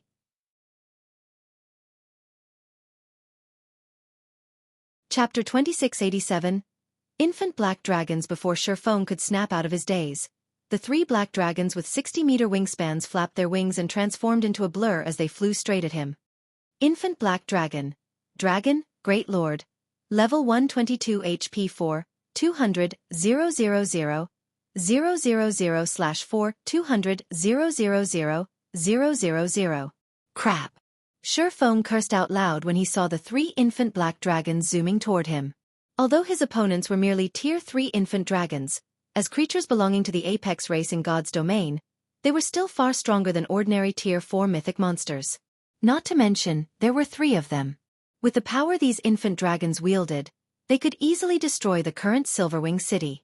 They simply weren't existences individual Tier 3 players could hope to go up against. In fact, even Tier 4 players would have to take the long way around if they came across a force of 3 Tier 3 infant dragons.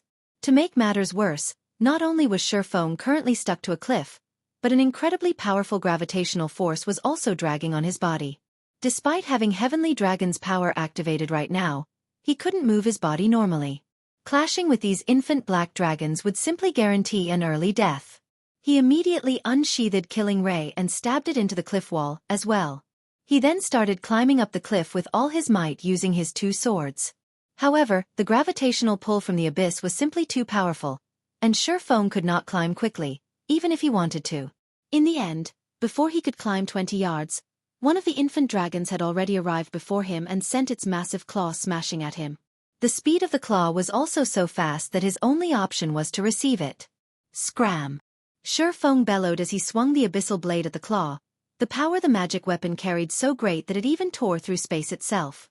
When the abyssal blade came into contact with the infant dragon's claw, not only did the magic weapon repel the gigantic claw, but the force of the blow even pushed the infant dragon backward by more than 10 yards. This result shocked the infant dragon, and its golden eyes gazed at Xueqi in astonishment. As a member of the apex race that represented destruction, it had actually lost to a lower existence of the same tier in a direct confrontation. Normally, something like this should be impossible, yet this impossible feat had actually occurred just now. However, despite having repelled the infant dragon's attack, Xueqi did not show any signs of excitement at all. Due to the strength boost provided by the Heavenly Dragon's power and the Dragon's Domination passive skill, his strength indeed surpassed that of a level 122 infant black dragon. However, as he was currently stuck on the side of a cliff, the only thing he could do was passively defend against the infant dragon's attacks. He couldn't launch any counterattacks or run away. Meanwhile, Heavenly Dragon's power had a very limited duration. Once he lost the strength buff from the Berserk skill, he would have a much harder time coping with the infant dragon's attacks. Roar! As the repelled infant dragon roared angrily, another infant dragon appeared beside Xueqi and attacked him. While Xueqi had his hands full with the second infant dragon's attack, the first infant dragon, which had gotten repelled, actually opened its mouth and used dragon breath on him. Even with his current basic attributes, Xueqi did not dare take on the dragon breath of a true dragon. Gritting his teeth, he yanked Killing Ray out of the cliff and let the gravity drag himself down. When produced by a true dragon, a Tier 3 dragon breath carried enough power to rival even ordinary attacks at the peak Tier 4 standard. Moreover, dragon breath was an AoE attack, so defending against it with normal attacks was impossible. Although Xueqi had the option of using his mana technique, with how thin the ambient mana was in this legacy land, by the time he gathered enough mana to execute Light Shadow, he would have already been burned up by the infant dragon's dragon breath. Boom! In the next moment, a black beam struck at the spot where Xueqi was originally hanging and bored a hole into the cliff. As for Xueqi, after dodging the attack, he quickly stabilized himself further down the cliff. As expected of a true dragon breath, I'd probably get pushed back even if I used Light Shadow against it. Xueqi could not help his astonishment as he gazed at the massive hole that had appeared some distance above him. With just one attack, the infant black dragon had carved a hole with a 30-yard radius into the sturdy cliff. Xueqi, on the other hand, was just barely able to stab his swords into the cliff, even with the boost from Heavenly Dragon's power. Without the Berserk skill's help, he would be able to stab only half their length into the cliff, at best. However, before Xueqi could fully appreciate the infant black dragon's Tier 3 dragon breath, the two other infant dragons used their dragon breaths on him as well. Roar! Two black beams instantly shot at Xueqi, the range they covered making it utterly impossible for him to avoid them. Seeing this, Xueqi instinctively activated Absolute Defense to block the two dragon breaths. However, because the cliff he was clinging to got vaporized, he lost his foothold and started plummeting toward the bottomless abyss once more. It seems it's over. Xueqi could not help a bitter smile when he looked at the bottomless abyss beneath him, then the three infant black dragons chasing after him. Not only was there a bottomless abyss that exerted an insane gravitational pull on him, but there were even 3 infant black dragons roaming the area. The difficulty of this legacy land was simply unheard of. He couldn't even keep himself alive for more than a few minutes in this legacy land, much less search for the ancient legacy hidden here. In other words, this legacy land was basically made to toy with players seeking to challenge their Tier 4 promotion quest. However, just as Xueqi was mentally preparing himself to give up on his Tier 4 promotion quest, several gleaming lights suddenly appeared on the pitch-black cliff. The lights carried a faint hint of divine might that made his soul shudder involuntarily. The ancient legacy fragments? Shock and excitement flashed in Shifeng's eyes when he looked at the fading lights. Just now, he'd concluded that this legacy land was a prank on players. However, it now looked like that was not the case at all. Although the gleaming lights coming from the cliff had soon vanished from sight due to his rapid descent, he was certain he had sensed divine might coming from those lights. The Tier 4 promotion quest was basically a quest for players to enter a legacy land and obtain as much of their legacy's power as possible. Normal classes generally needed to accumulate 70% of their legacy's power to reach Tier 4, while peak classes needed roughly 85%. He had seen quite a few streaks of light on the cliff, which meant that there should be a considerable number of legacy fragments there. If he could reach that location, he might be able to obtain enough legacy power to complete his promotion quest. After reaching this conclusion, Xueqi abandoned the idea of giving up on this legacy land. Locating the legacy fragments hidden within a legacy land was generally incredibly difficult and time-consuming. Now that he knew where they were, he naturally couldn't give up without trying. However, despite his change of mind, thinking back to the 3 infant black dragons gave him a huge headache. Read latest chapters at Xueqi World. It might have been fine if his opponents were any other Great Lord-ranked monsters. In fact, even if he had to go up against 3 Tier 4 mythic monsters simultaneously, he was confident he could collect the legacy fragments while keeping himself alive. However, going up against 3 Tier 3 dragons simultaneously was simply too much. In fact, 1 infant black dragon would most likely be more than enough to whittle him to death within a short time.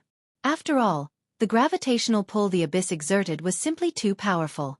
While subjected to this gravitational pull, he couldn't bring out even half of his strength. At the same time, he didn't have any footholds he could shift to, which made dodging and blocking the infant dragon's attacks extraordinarily difficult. No, that's not right. So long as I can create a sufficient number of footholds, it might be possible to go up against 3 infant black dragons simultaneously with the dragon's domination's effects. While free-falling down the cliff, Xueqi suddenly recalled the gigantic holes the infant black dragons created. If he could carve out a sufficiently spacious path into the cliff, then defending himself against the 3 infant dragons wouldn't be an impossible dream. After thinking up to this point, he no longer waited for the abyss's gravitational pull to kill him. Instead, he took out the epic legacy scroll from his bag and activated it, starting another challenge for this legacy land.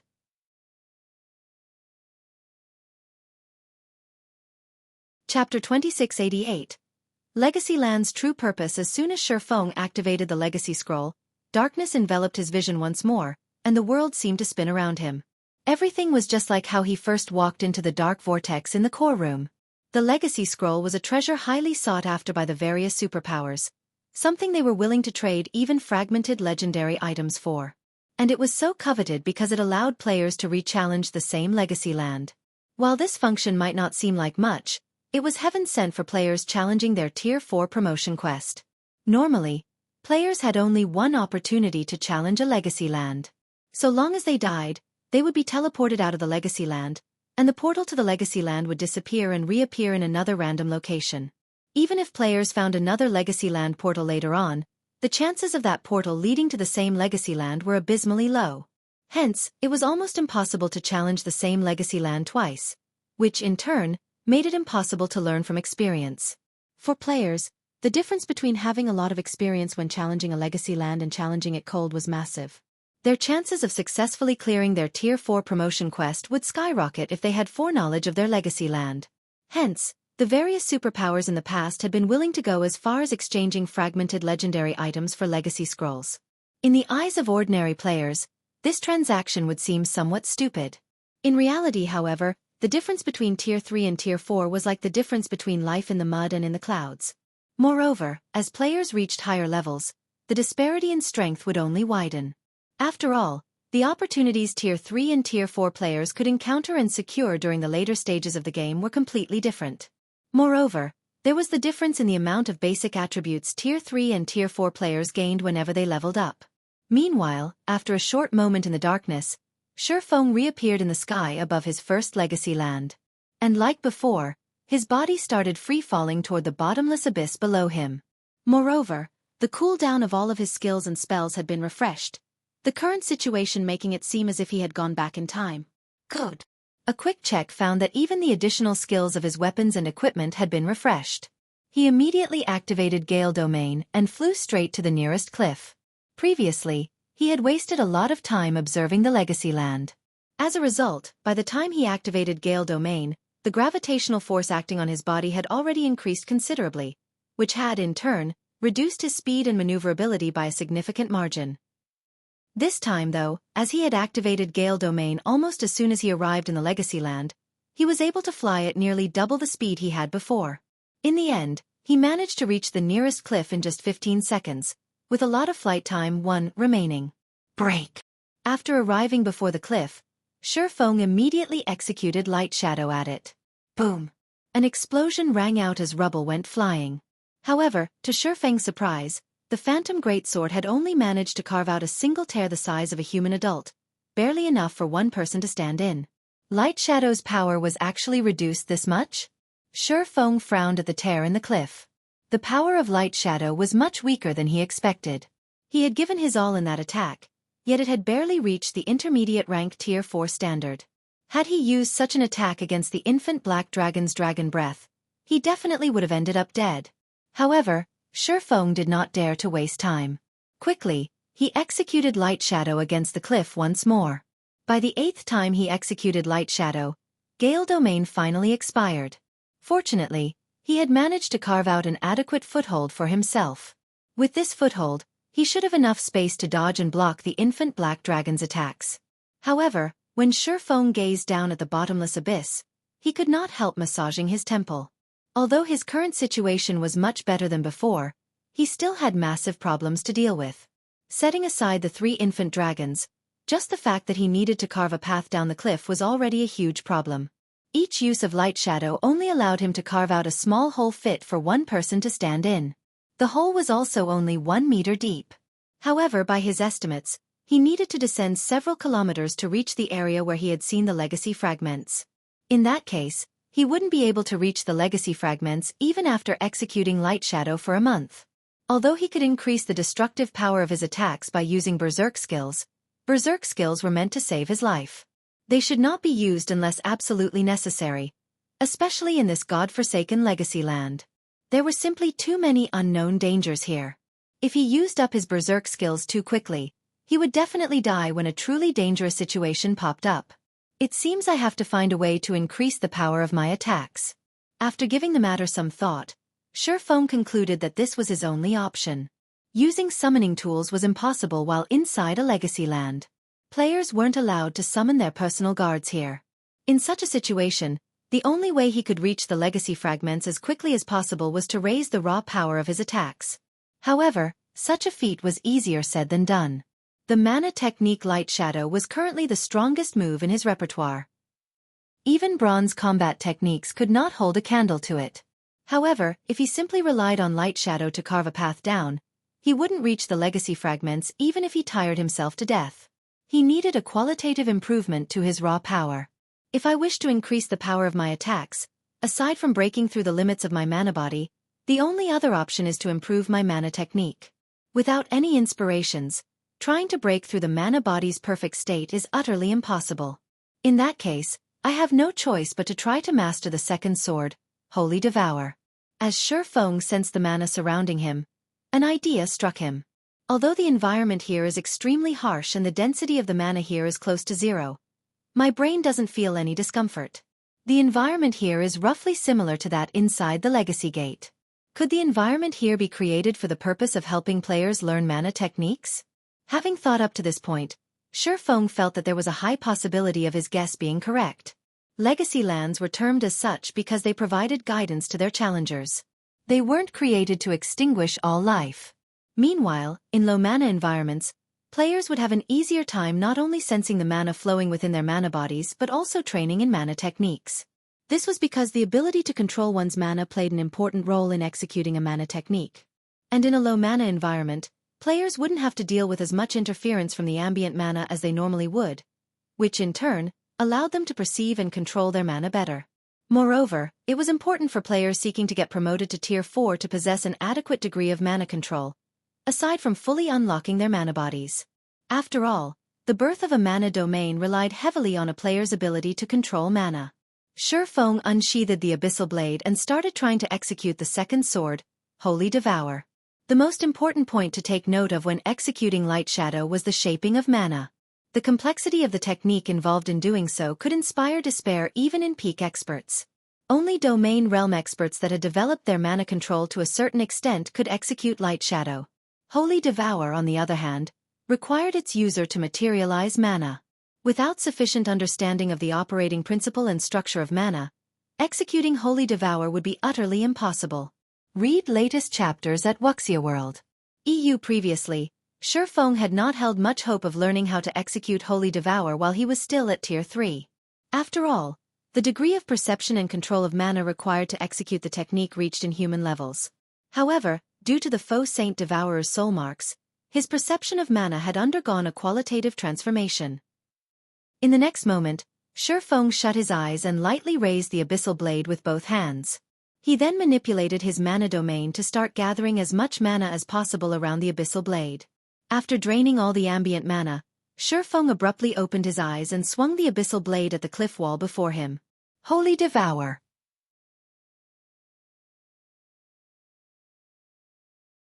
Chapter 2689.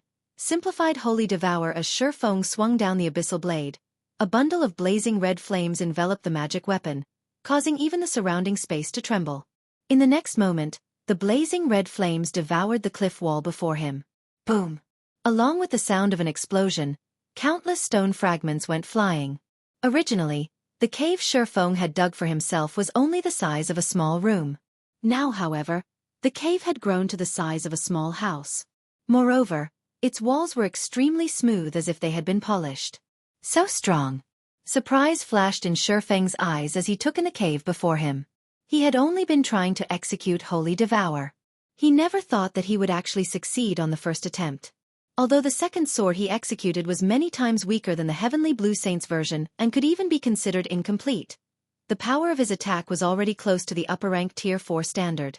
With such destructive power, his efficiency in carving out a path to the legacy fragments should improve by several dozen times. However, just as Xueqi thought of using Holy Devour once more, his consciousness suddenly wavered, and a stinging pain assaulted his brain. Sure enough, it is still too much for my current self to execute Holy Devour. Xueqi could not help a bitter smile at this situation. He had indeed succeeded in executing Holy Devour. However, the amount of concentration he had consumed by using it once was equivalent to executing over a dozen bronze combat techniques simultaneously. With such a high consumption rate, he would run out of concentration after using Holy Devour 3 or 4 more times. Moreover, he was able to achieve such a result only because his concentration had reached the Tier 4 standard already. Had his concentration remained at the Tier 3 standard, he would have most likely passed out as soon as he executed the first Holy Devour. However, just as Xueqi was thinking of how he could further perfect his Holy Devour to reduce the burden on his concentration, a tremor suddenly rocked the cave. Before he could react to this unexpected development, the rubble scattered around the cave suddenly gathered and formed a humanoid golem that was as tall as he was. The moment the golem took shape, it released a frightening pulse of mana that froze the ambient mana, making it impossible for him to manipulate the ambient mana at all. Outer Path Guardian. Non-elemental creature, Grand Lord. Level 121 HP 53. 500.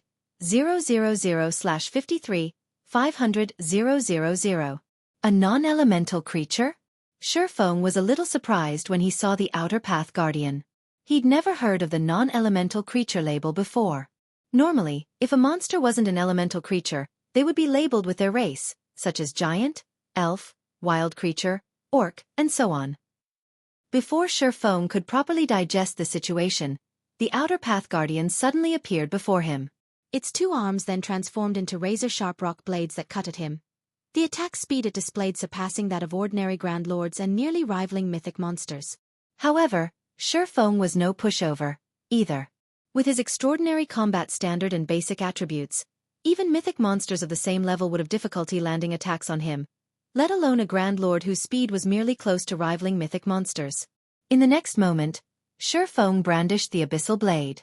Swords Transmigration. Pang, pang, pang. In the blink of an eye, Xueqi deflected over a dozen attacks.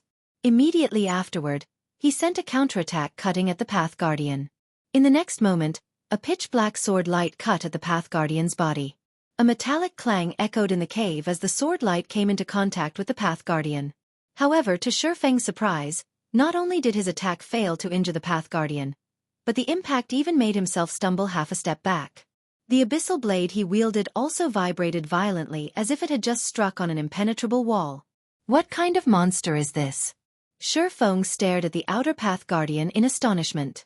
The abyssal blade was capable of cutting through even the skin of superior mythics, yet not only did the magic weapon fail to scratch the outer Path Guardian's body, but the Grand Lord didn't even lose a single HP from the attack. The Guardian's defense was simply heaven-defying. Regardless of Xueqi's surprise, the Path Guardian did not stop its actions, launching attacks at him one after another. Even after fighting for several minutes consecutively, the Path Guardian showed no signs of weakening or slowing down at all. It was like a tireless machine.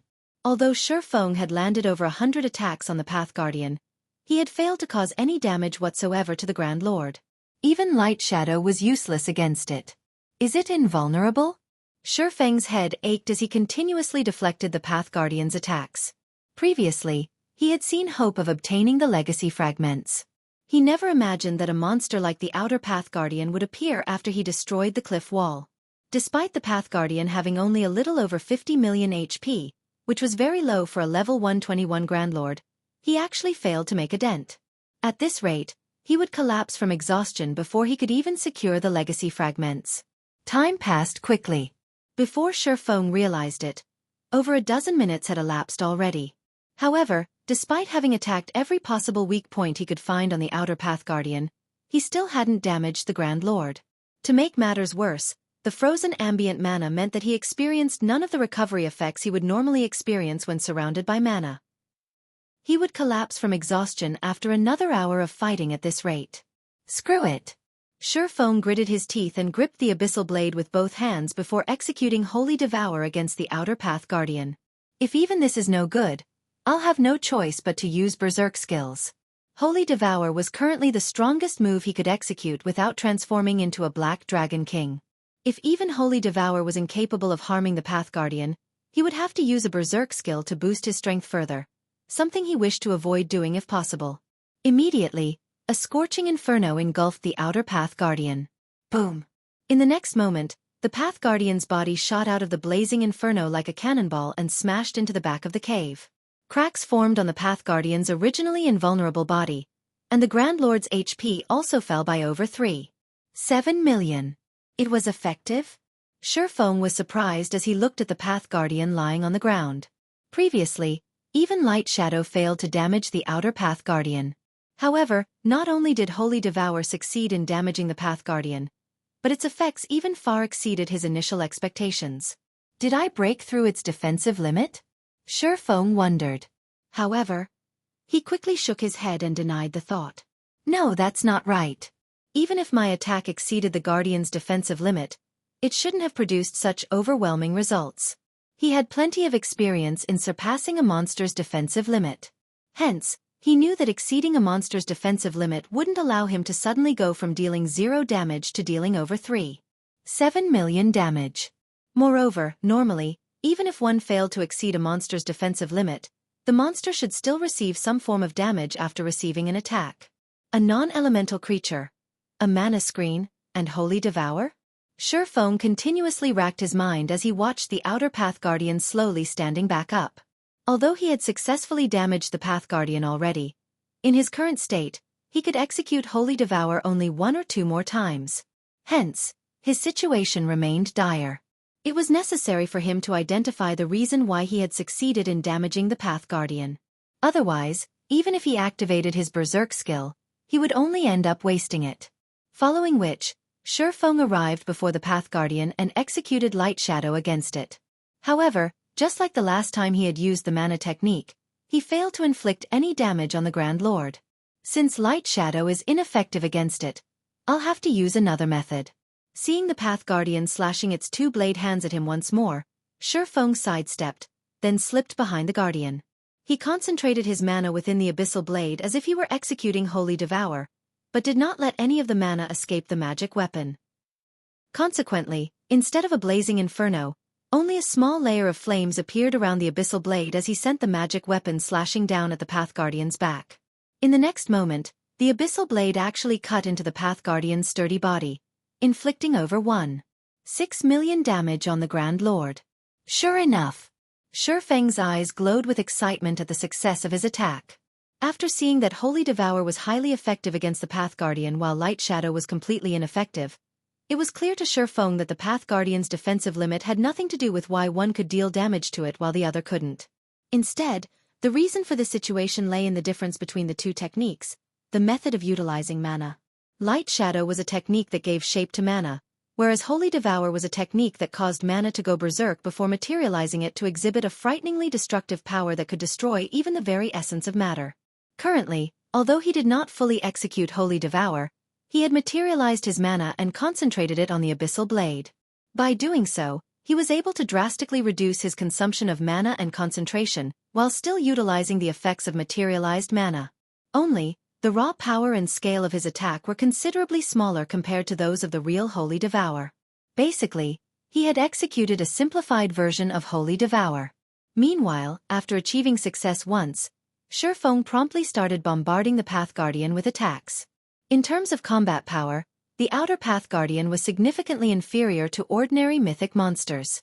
The only thing that made it a challenging foe was the fact that it could be damaged only after certain conditions were met. However, now that Shifeng had met these conditions, the Path Guardian's 53.5 million HP was nothing. In less than 2 minutes, Shifeng had depleted all of the outer Path Guardian's HP. The Guardian's rocky body then crumbled and scattered on the ground. Meanwhile, along with the outer Path Guardian's death, not only did Shifeng's experience bar fill up by a significant margin, but a stream of black mist also flowed into his heart. In the next moment, fragmented images appeared before him one after another. At the same time, a system notification also entered his ears. Read latest chapters at Wuxia World. System. You have obtained 5 legacy power points. Tier 4 legacy completion rate at 0.5%. When legacy completion rate reaches 85%, you may attempt to activate your Tier 4 legacy. Legacy power? Shifeng was surprised to see the system notification. He never thought that killing the outer Path Guardian would actually grant him legacy power. Collecting legacy power using this method would be much easier than trying to descend into the abyss and reach the legacy fragments. Meanwhile, shortly after the outer Path Guardian died, its body exploded into bundles of light that hovered quietly in midair, expelling all the mana in the surrounding space.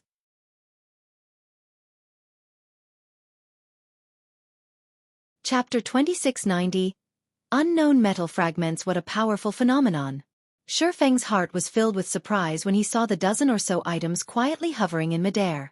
He had seen many kinds of monster loot before. He had even seen loot accompanied by a holy chant. However, this was the first time he had seen or heard of the phenomenon the outer Path Guardian's loot created. Currently, all mana within a 50-yard radius of the dropped items was getting banished from the area. Even the mana within his body was rapidly depleting. Right now, if a player with a silver mana body were standing here, they would most likely have lost consciousness instantly from mana exhaustion. Seeing this situation, Shifeng did not dare hesitate for too long. Immediately, he stepped forward and tried to store the loot in his bag space. However, the instant he touched one of the dropped items, a system notification entered his ears.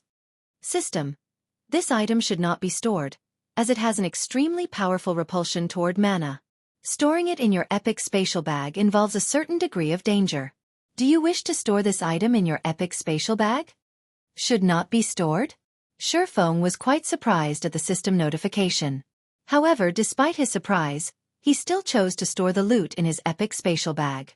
After all, he would lose his life if he didn't put the items into his bag space and allowed the mana repulsion field to continue existing. As he stored the items in his bag one after another, the mana environment within the cave gradually recovered. Upon seeing this, he could not help a sigh of relief. How close! These items truly are strange. Had I been a few seconds later in taking action, they probably would have drained all my mana. Sitting down, Shifeng shuddered involuntarily as he checked the 15 new items inside his bag space. Previously, the outer Path Guardian was already plenty astonishing, as it could actually freeze the mana around it, preventing players from using the ambient mana. For players that relied heavily on skills and spells during combat, this was a fatal ability. However, these dropped items were even more amazing. They had directly banished all the mana within a 50-yard radius. Not even the mana within his body was exempt. This situation was simply unheard of. If players encountered these extraordinary items without any means to store the items, they would definitely meet their deaths. Despite Xueqi's wariness toward these items, he could not hold back his curiosity and started inspecting them. After he used his identification skill on these items, he was stunned. He couldn't appraise any of these 15 metal fragments. Even after he activated Omniscient Eyes, all he got was that these metal fragments were named as Unknown Metal Fragment, and that they were originally part of a weapon. Crap! What kind of weapon was it? Isn't it a little too amazing? Just its fragments alone are so powerful already. Even legendary weapons are not that powerful. Xueqi was astonished when he saw the little information Omniscient Eyes obtained. In God's domain, legendary items usually deteriorated into fragmented legendary items because their core component had suffered damage, which prevented them from exhibiting their true might. However, if a legendary weapon got shattered into numerous fragments, rather than becoming multiple fragmented legendary weapons, the legendary weapon would become garbage. Only if the shards were recast and more material was added was there a chance of them becoming a fragmented legendary weapon. Yet, despite not having undergone any rework, the fragments in his bag still exhibited such a powerful mana repulsion effect. Even the strongest legendary weapons he had heard of were unlikely to be so powerful. However, Xueqi did not dwell on the metal fragments. After getting enough rest, he left them sitting inside his bag space and resumed attacking the cliff wall. Since he now knew that the Outer Path Guardians provided legacy power and that the Guardians spawned from the rubble of the cliff, he naturally wouldn't let this opportunity to kill two birds with one stone get away. However, despite Xueqi repeatedly using Holy Devour on the cliff wall, not every attack of his caused an Outer Path Guardian to spawn. Roughly one Guardian spawned for every 3 or 4 attacks he executed. As a result, his accumulation of legacy power wasn't going as fast as he initially expected. Moreover, because of the Legacy Land's harsh environment, which severely hampered stamina and concentration recovery, Xueqi's recovery rate wasn't particularly fast despite the high-ranking foods and beverages he consumed. At best, it was like he was resting inside an ordinary town. Fortunately, he was familiar with the harsh environments of Tier 4 Legacy Lands and had made preparations beforehand. Long before he could challenge his Tier 4 promotion quest, he had already tasked Melancholic Smile with stockpiling a large amount of high-ranking foods and beverages in the guild's warehouse for both himself and the rest of the guild's core upper echelon. Hence, he currently had more than enough high-ranking foods and beverages to last him for 2 whole months. As Xueqi relentlessly attacked the cliff and killed Outer Path Guardians, his experience bar filled up rapidly. His mastery over the simplified Holy Devour also improved. Only, as the number of Outer Path Guardians he killed increased, the number of unknown metal fragments he obtained conversely decreased. Initially, each kill yielded him more than 10 fragments. Eventually, that number dropped to single digits. Now he got just 1 or 2 from every kill. As Xueqi progressed down the cliff, he had unknowingly spent 9 days inside the Legacy Land. After 9 days of constant grinding, Xueqi had reached level 124. If not for Demon God Atlok's soul curse, he would have already reached the level 125 threshold. As for the accumulation of legacy power, he had reached 83% completion rate already, just 2% away from the minimum requirement to activate his Tier 4 legacy. As for the unknown metal fragments, he had collected a total of 96. Meanwhile, a lot had also happened in the outside world during these 9 days. Thanks to the 50 bottles of S-rank nutrient fluids Mushin provided as a deposit, Xueqi could afford to consume 1 bottle per day, meeting the energy requirements of his brain. His body's condition also improved considerably. However, if he wished to recover to his peak state, he still needed life potions. Aside from that, Zero Wing's main force members also started exiting the spatial maze one after another. However, as Fire Dance, Aqua Rose, Gentle Snow, and 24 or so other players had taken different paths midway through the maze, they remained trapped inside. Along with the return of the majority of Zero Wing's main force, the prosperous Zero Wing flourished even more.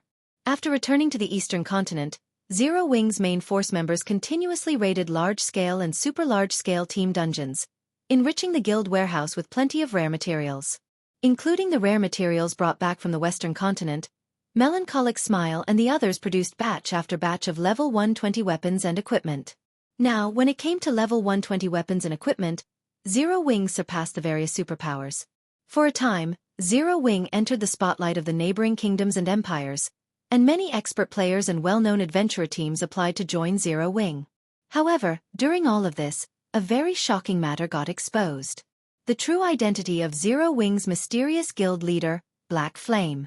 When this information spread, it shocked the Eastern continent's various powers.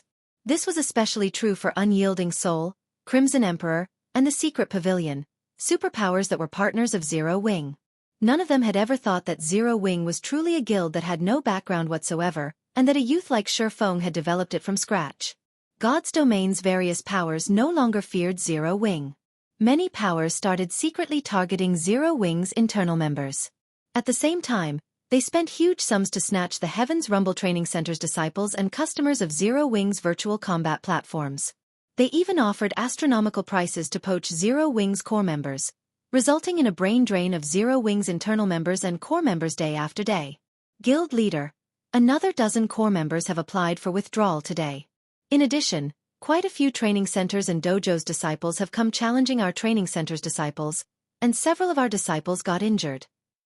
Even Master Lei Bao himself got challenged by a mysterious half-step grandmaster martial artist on his way home and ended up suffering heavy injuries. That mysterious expert warned Master Lei Bao that if he remained in Zero Wing, there would be more of such incidents. Moreover, several superpowers have sent representatives to our headquarters. They say that so long as we let them become shareholders of Zero Wing, they'll make all these problems go away, Liang Jing reported in frustration. However, these still aren't the most crucial matters. The biggest problem is that the suppliers that previously provided us with S-rank nutrient fluids and state-of-the-art training facilities now refuse to do business with us. Moreover, nobody is commissioning our guild for tasks anymore. At this rate, we can only rely on exchanging coins for credits to maintain our guild's daily operations. Read latest chapters at Wuxia World. EU, I understand. For now, make use of Silverwing City's income to fill in the gaps, Xueqi said, nodding. Also, did you find out which superpower sent that expert that injured Lei Bao? I checked with the Secret Pavilion. Although the other party hid themselves quite thoroughly, the Secret Pavilion still managed to find out who sent that expert. It's Dragonheart Island's War Blood Adventurer team, Liang Jing said. War Blood. In an icy tone, Xueqi said, it seems these superpowers really think Zero Wing is some kind of pushover. Do they honestly believe I can't do anything against them? Guild Leader, we don't have the home ground advantage on Dragonheart Island. Moreover, Starlink and a few other superpowers have partnered with War Blood. They also have a medium fortress. Right now, our forces are tied up defending Silverwing City and Stone Forest City. If we dispatch a large number of experts to Dragonheart Island, I'm afraid. When Liang Jing heard Xueqi's words, she hurriedly tried to dissuade him from taking any rash actions. I know.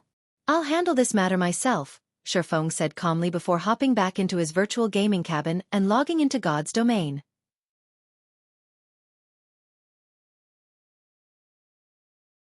Chapter 2691. Breaking through the limit. The gravitational force here is almost the same as what I felt when those infant black dragons appeared. If I continue digging downward, those dragons will most likely notice my presence. After killing another Outer Path Guardian, Xueqi poked his head out of the platform he had carved for himself to look at the bottomless abyss. After 9 days of arduous effort, he had finally reached the altitude where he first came into contact with the infant black dragons. Although the infant black dragons were only Tier 3 Great Lords, they were existences that no individual Tier 3 player could hope to go up against. Not to mention, there were 3 infant black dragons moving together here. Currently, the best way for him to complete his Tier 4 promotion was through killing more Outer Path Guardians and steadily accumulating his legacy power to 85% completion rate. Then he could activate his Tier 4 legacy. However, as he carved his way down the cliff, the frequency of the Outer Path Guardian's appearance decreased. In fact, the Guardian he had just killed took him nearly an hour to spawn. At this rate, he would most likely enter the 3 infant black dragons' perception range by the time he could spawn the next Outer Path Guardian. In that case, he would have to fight the Outer Path Guardian while simultaneously dealing with the 3 dragons' attacks. Sure enough, the main god system won't let players enjoy such an easy promotion. In the end, I still have to obtain one of those legacy fragments. Xueqi could not help a sigh as he looked at his legacy power points. With his current standards, so long as he activated a berserk skill, swiftly killing an outer path guardian while dealing with the attacks of the 3 infant black dragons should be possible. However, he was still short of 3 guardian kills to reach the minimum 85% completion rate. Even though he had multiple berserk skills, the likelihood of him being able to spawn and kill 3 outer path guardians during the limited duration of his berserk skills was extremely low. After all, the last outer path guardian had taken him nearly an hour to spawn. At best, he would be able to kill 1 guardian after getting discovered by the infant dragons. As for the remaining 2 outer path guardians, he could forget about them because no matter how he looked at it, coping with the infant dragon's attacks for 2 or 3 hours while he continued carving the cliff was simply impossible. This left him with only one option to complete his promotion quest: obtaining a legacy fragment. While legacy fragments didn't carry equal amounts of legacy power, each contained at least 10 points to as much as 40 points. With his current legacy power points, he needed only 1 legacy fragment to meet the minimum requirement to activate his Tier 4 legacy. Although the completion rate of one's Tier 4 legacy would somewhat influence the success rate of the Tier 4 promotion quest, it wasn't absolute. Legacy power only allowed players to activate their Tier 4 legacy. The more legacy power players managed to collect, the larger the portion of their Tier 4 legacy they could activate. However, after activating and unraveling the secrets of their Tier 4 legacy, players needed to learn the unraveled knowledge in order to complete their Tier 4 promotion quest. Clearing this portion of their promotion quest depended entirely on their own capabilities. The amount of legacy power they accumulated before had no bearing on this part of the quest. And if players failed to learn an adequate amount of knowledge from their legacy within the stipulated time, they would still fail their Tier 4 promotion quest. In the past, the main reason why most Tier 3 experts failed to reach Tier 4 was precisely the second portion, not the failure to acquire a sufficient amount of legacy power. This was also the reason why the stronger a legacy was, the more difficult the Tier 4 promotion quest would be. The stronger a legacy was, the more complex the information contained within it. For example, legacies belonging to the giant and elven race contained incredibly abstruse information. Hence, those playing as giants and elves faced much greater difficulty when challenging their promotion quests. Even if players geared themselves in powerful weapons and equipment, these items would just allow them to obtain more legacy power and open up more knowledge for them to learn. Players still had to rely on their own learning capabilities to complete their Tier 4 promotion quest. Hence, Xueqi could activate his legacy at 85% completion rate. Reaching 100% wasn't necessary for the completion of his promotion quest. However, trying to reach and obtain the legacy fragments below wouldn't be easy. After all, he had to go up against 3 infant black dragons in the process. There was only so much he could do within the limited duration of his berserk skills. The part where he obtained the legacy fragments would be especially challenging. If a player that did not know how legacy fragments worked were in his shoes right now, they would most likely lose their lives during this process. Players would not automatically obtain the legacy power contained within a legacy fragment. Instead, after securing the fragment, they usually spent between 10 to 20 minutes absorbing the legacy power. And although players did not need direct contact with a legacy fragment to absorb its legacy power, if they went too far away from the fragment, the process would get interrupted, and the fragment would shatter. Due to these reasons, players generally needed to complete the process in a safe environment. With the 3 infant dragons harassing Xueqi, he obviously wouldn't be able to absorb a legacy fragment in safety. He would have to do it while fighting. However, with the berserk skills he had, he simply wouldn't be able to last that long. No, it's not exactly impossible. If I can hold on for some time in my normal state, it might be possible to secure a legacy fragment. After giving the matter some thought, Xueqi decided to take the risk and try to secure a legacy fragment.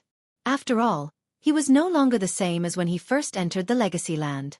Not only was he able to execute Holy Devour now, but he had even mastered a simplified version of Holy Devour. Although this simplified Holy Devour was not as powerful as the real deal, the raw power it contained was still superior to that of Light Shadow. With this simplified Holy Devour, he might be able to hold his own against the infant black dragons. After taking a deep breath, he took out the Ring of Gospel from his bag and activated Miniature World and Ring of Brilliance. Now that he had gotten this far in his promotion quest and he had to go up against the 3 infant dragons no matter what, he no longer had any reason to hold back his cards. Upon Ring of Brilliance's activation, the density of the ambient mana gradually increased. As for Xueqi himself, his basic attributes rose by 5%. Although Ring of Brilliance's effects were significantly weakened, every little improvement counted now. After activating both of the Ring of Gospel skills, he jumped off the platform and allowed gravity to drag him down toward the bottomless abyss. A few seconds after he started his free fall to the abyss, a series of dragon roars came from some distance away. As he had predicted, the 3 infant black dragons flew out of the abyss and charged straight at him once more. A short moment later, one of the infant dragons arrived before Xueqi and sent its gigantic claw smashing at him.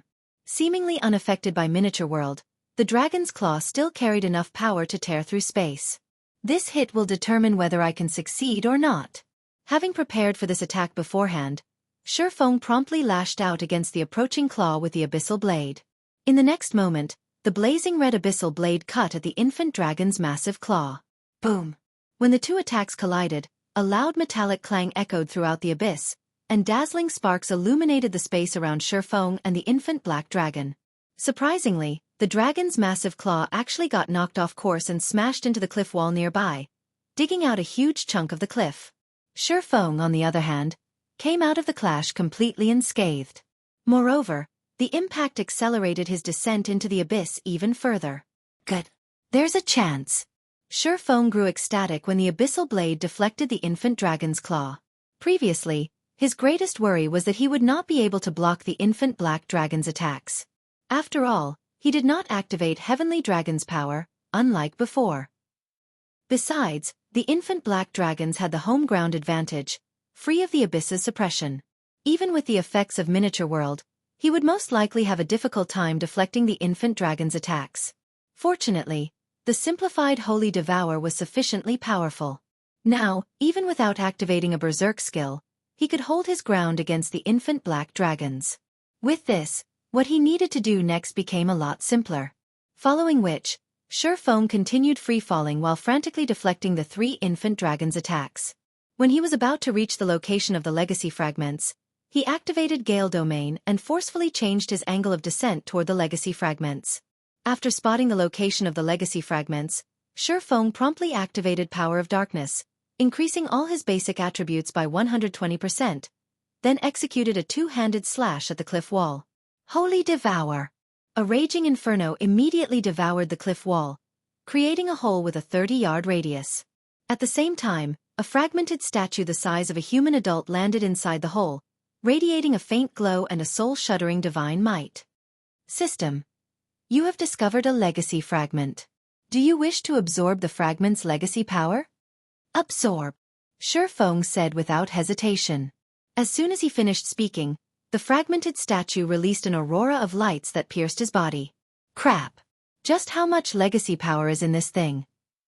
Xueqi was stunned when he saw the loading bar that appeared before him. According to the loading bar, the absorption process would take 33 minutes. This absorption time far exceeded his expectations. It also far exceeded the total duration of all of his berserk skills. However, under the circumstances, he did not have the leeway to go for a different fragment. If he chose to give up on this fragment, then all of the effort he had put into killing all those Outer Path Guardians would go to waste. At this time, the 3 infant black dragons noticed what Xueqi was doing. Immediately, all 3 of them used Dragon Breath at him. Damn it! Xueqi's complexion darkened when he saw that the 3 dragon breaths covered the entire cave he was in. Instinctively, he activated Absolute Defense to protect himself. After the 3 dragon breaths landed, the size of the cave increased significantly, which gave Xueqi a lot more room for maneuvering. Following which, time flew as Xueqi desperately defended himself against the 3 infant dragons' attacks. 10 minutes. 15 minutes. 20 minutes. Only 30 minutes had elapsed by the time the duration of Xueqi's final berserk skill, Disintegration Power, expired. Although he had done his best to fight in his normal state as much as possible and only use his berserk skills when absolutely necessary, he still exhausted all his berserk skills by the 30-minute mark. Without the support of any berserk skills, he had no choice but to rely on the simplified Holy Devour to defend against the 3 infant dragons' attacks. However, although the simplified Holy Devour required less concentration to execute than even Light Shadow, the burden from spamming the technique still took its toll on him. As a result, His complexion grew paler as more time passed. Human, your time is up. You're almost out of stamina and concentration already. While we are still able to continue fighting, don't even think of leaving alive after you've trespassed into the territory of black dragons. The leading infant black dragon spoke in an ancient language. Despite Xueqi having no knowledge of this language, his mind actually understood the infant dragon's words. No sooner had the infant black dragon finished speaking than the two other infant dragons increased their attack rate, giving Xueqi no room to catch a breather.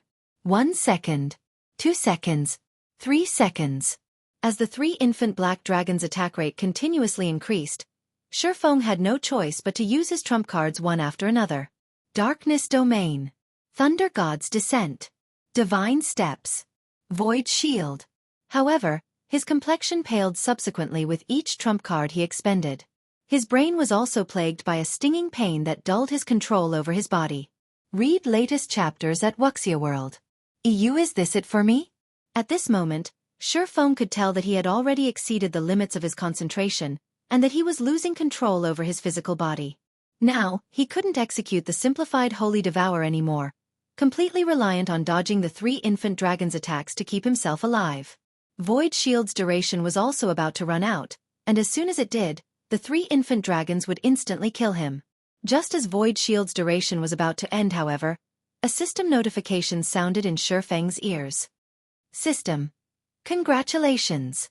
Your Tier 4 Legacy completion rate has reached 102%. Do you wish to activate your Tier 4 Legacy?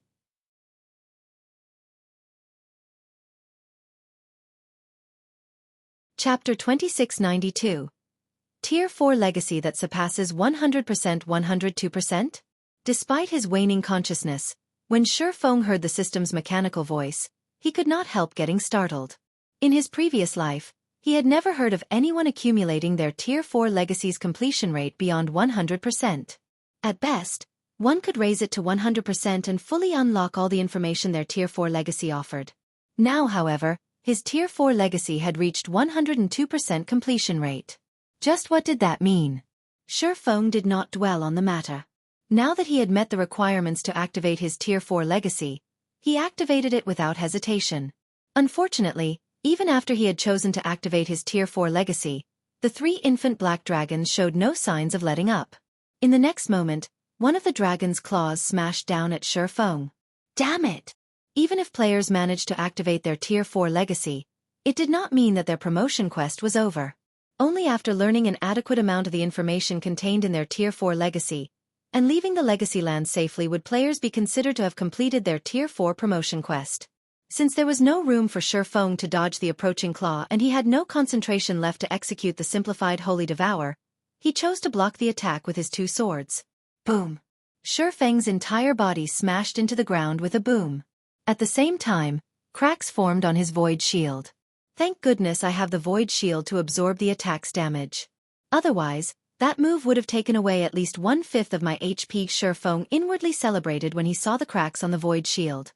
With the infant black dragons having the home ground advantage, even if he had the heavenly dragon's breath strengthening him and suppressing the dragons, the disparity in strength between the two sides was still massive. Only if he activated a berserk skill would he stand a chance against the dragons. However, as soon as Xueqi pulled himself out of the ground, another claw attack came at him. To make matters worse, before the claw attack even arrived, Void Shield's duration ended, and the barrier protecting him shattered into oblivion. The movement speed bonus he received from Void Shield also disappeared.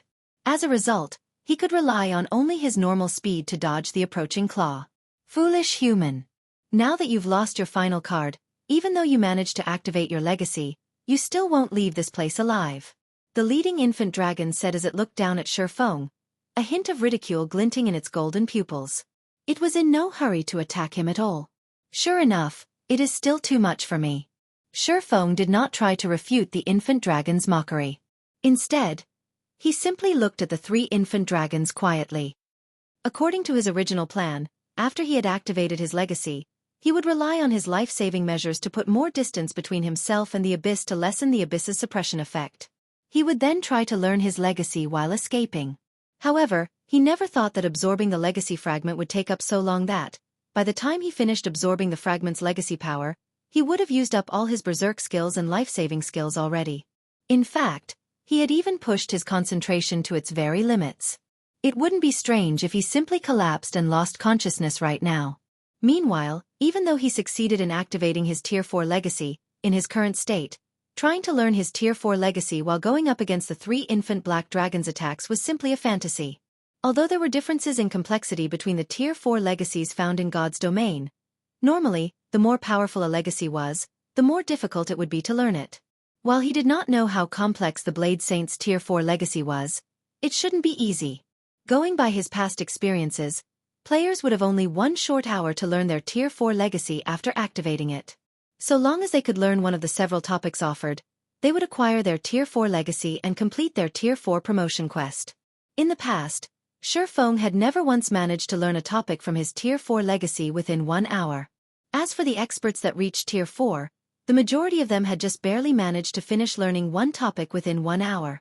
And even the record holder for the fastest person to learn a topic from their Tier 4 legacy had spent nearly half an hour to do so. In his current situation, where he had to fight 3 infant black dragons in a high-gravity environment, just how was he supposed to learn a topic from his Tier 4 legacy within half an hour? As Xueqi was smiling bitterly, the sound of a notification entered his ears. System. You have activated your Tier 4 legacy. You have unlocked all 4 learning topics of your legacy. You have 1 hour to learn them. So long as you learn just one topic listed below, you will be promoted to Tier 4. Formless Blade. Action type. Requires. Sword Peak Tier 4 legacy skill when activated, attacks any target within a 300-yard radius 13 times. Every attack carries 180% strength and causes 240% darkness damage. Cooldown, 15 seconds learning condition. Achieve 75% skill completion rate, Magic Light Assault. Action type. Requires. Sword Peak Tier 4 legacy skill when activated, user will transform into the image of a sword that attacks a target within a 500-yard radius. When transformed, movement speed is increased by 300%, strength, by 100%, and agility, by 100%. Cooldown, 18 seconds learning condition. Achieve 78% skill completion rate, Blade Guard. Action type. Requires. Sword Apex Tier 4 legacy skill draw upon the power of a sword to create a formless wall that absorbs 100% physical damage from one attack. Duration, 3 seconds cooldown, 21 seconds learning condition. Achieve 80% skill completion rate, Blade Domain. Domain type. Requires. Sword Apex Tier 4 legacy skill inject one's own mana into a sword to create a blade domain that covers a 500-yard radius. While Blade Domain is active, user may control up to 7 magic swords, each carrying 180% strength and causing 300% divine damage. Duration, 5 minutes cooldown. 1 hour learning condition. Achieve 85% skill completion rate. 4 legacy skills at peak rank and above? Moreover, there is even the extremely rare Apex Domain skill. Is this the effect of a 102% completion rate? Xueqi could not help doubting his eyes when he saw the content of the system notifications.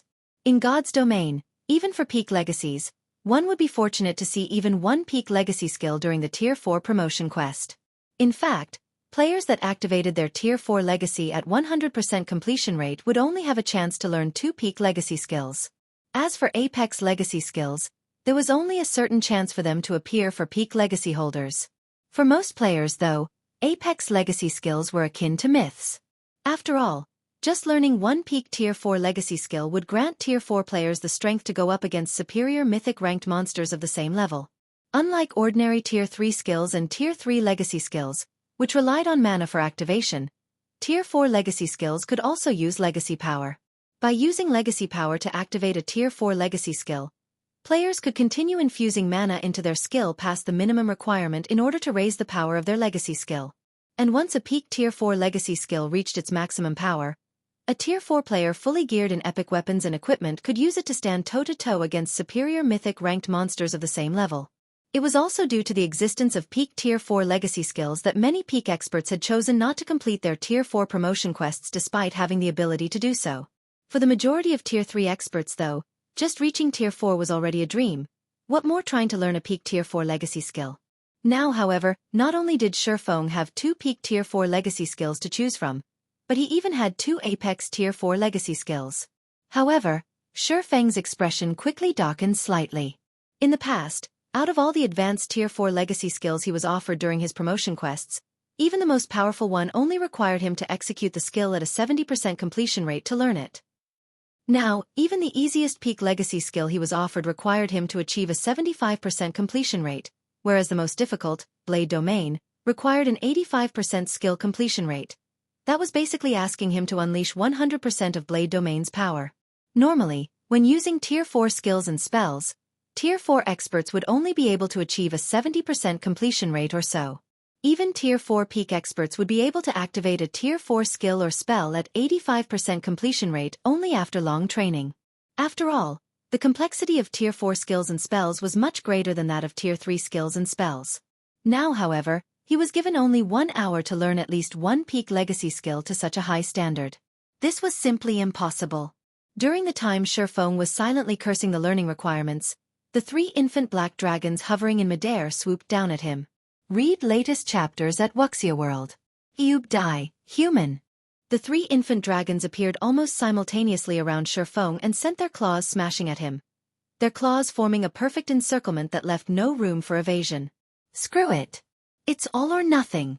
Since there was no way for him to dodge the incoming claws, Shi Feng gritted his teeth and chose to learn the most difficult of the 4 legacy skills offered. Blade Domain. You're tuning in to the Xueqi's Martial Arts Saga YouTube channel. Don't forget to subscribe and join us on this journey to catch the most captivating stories.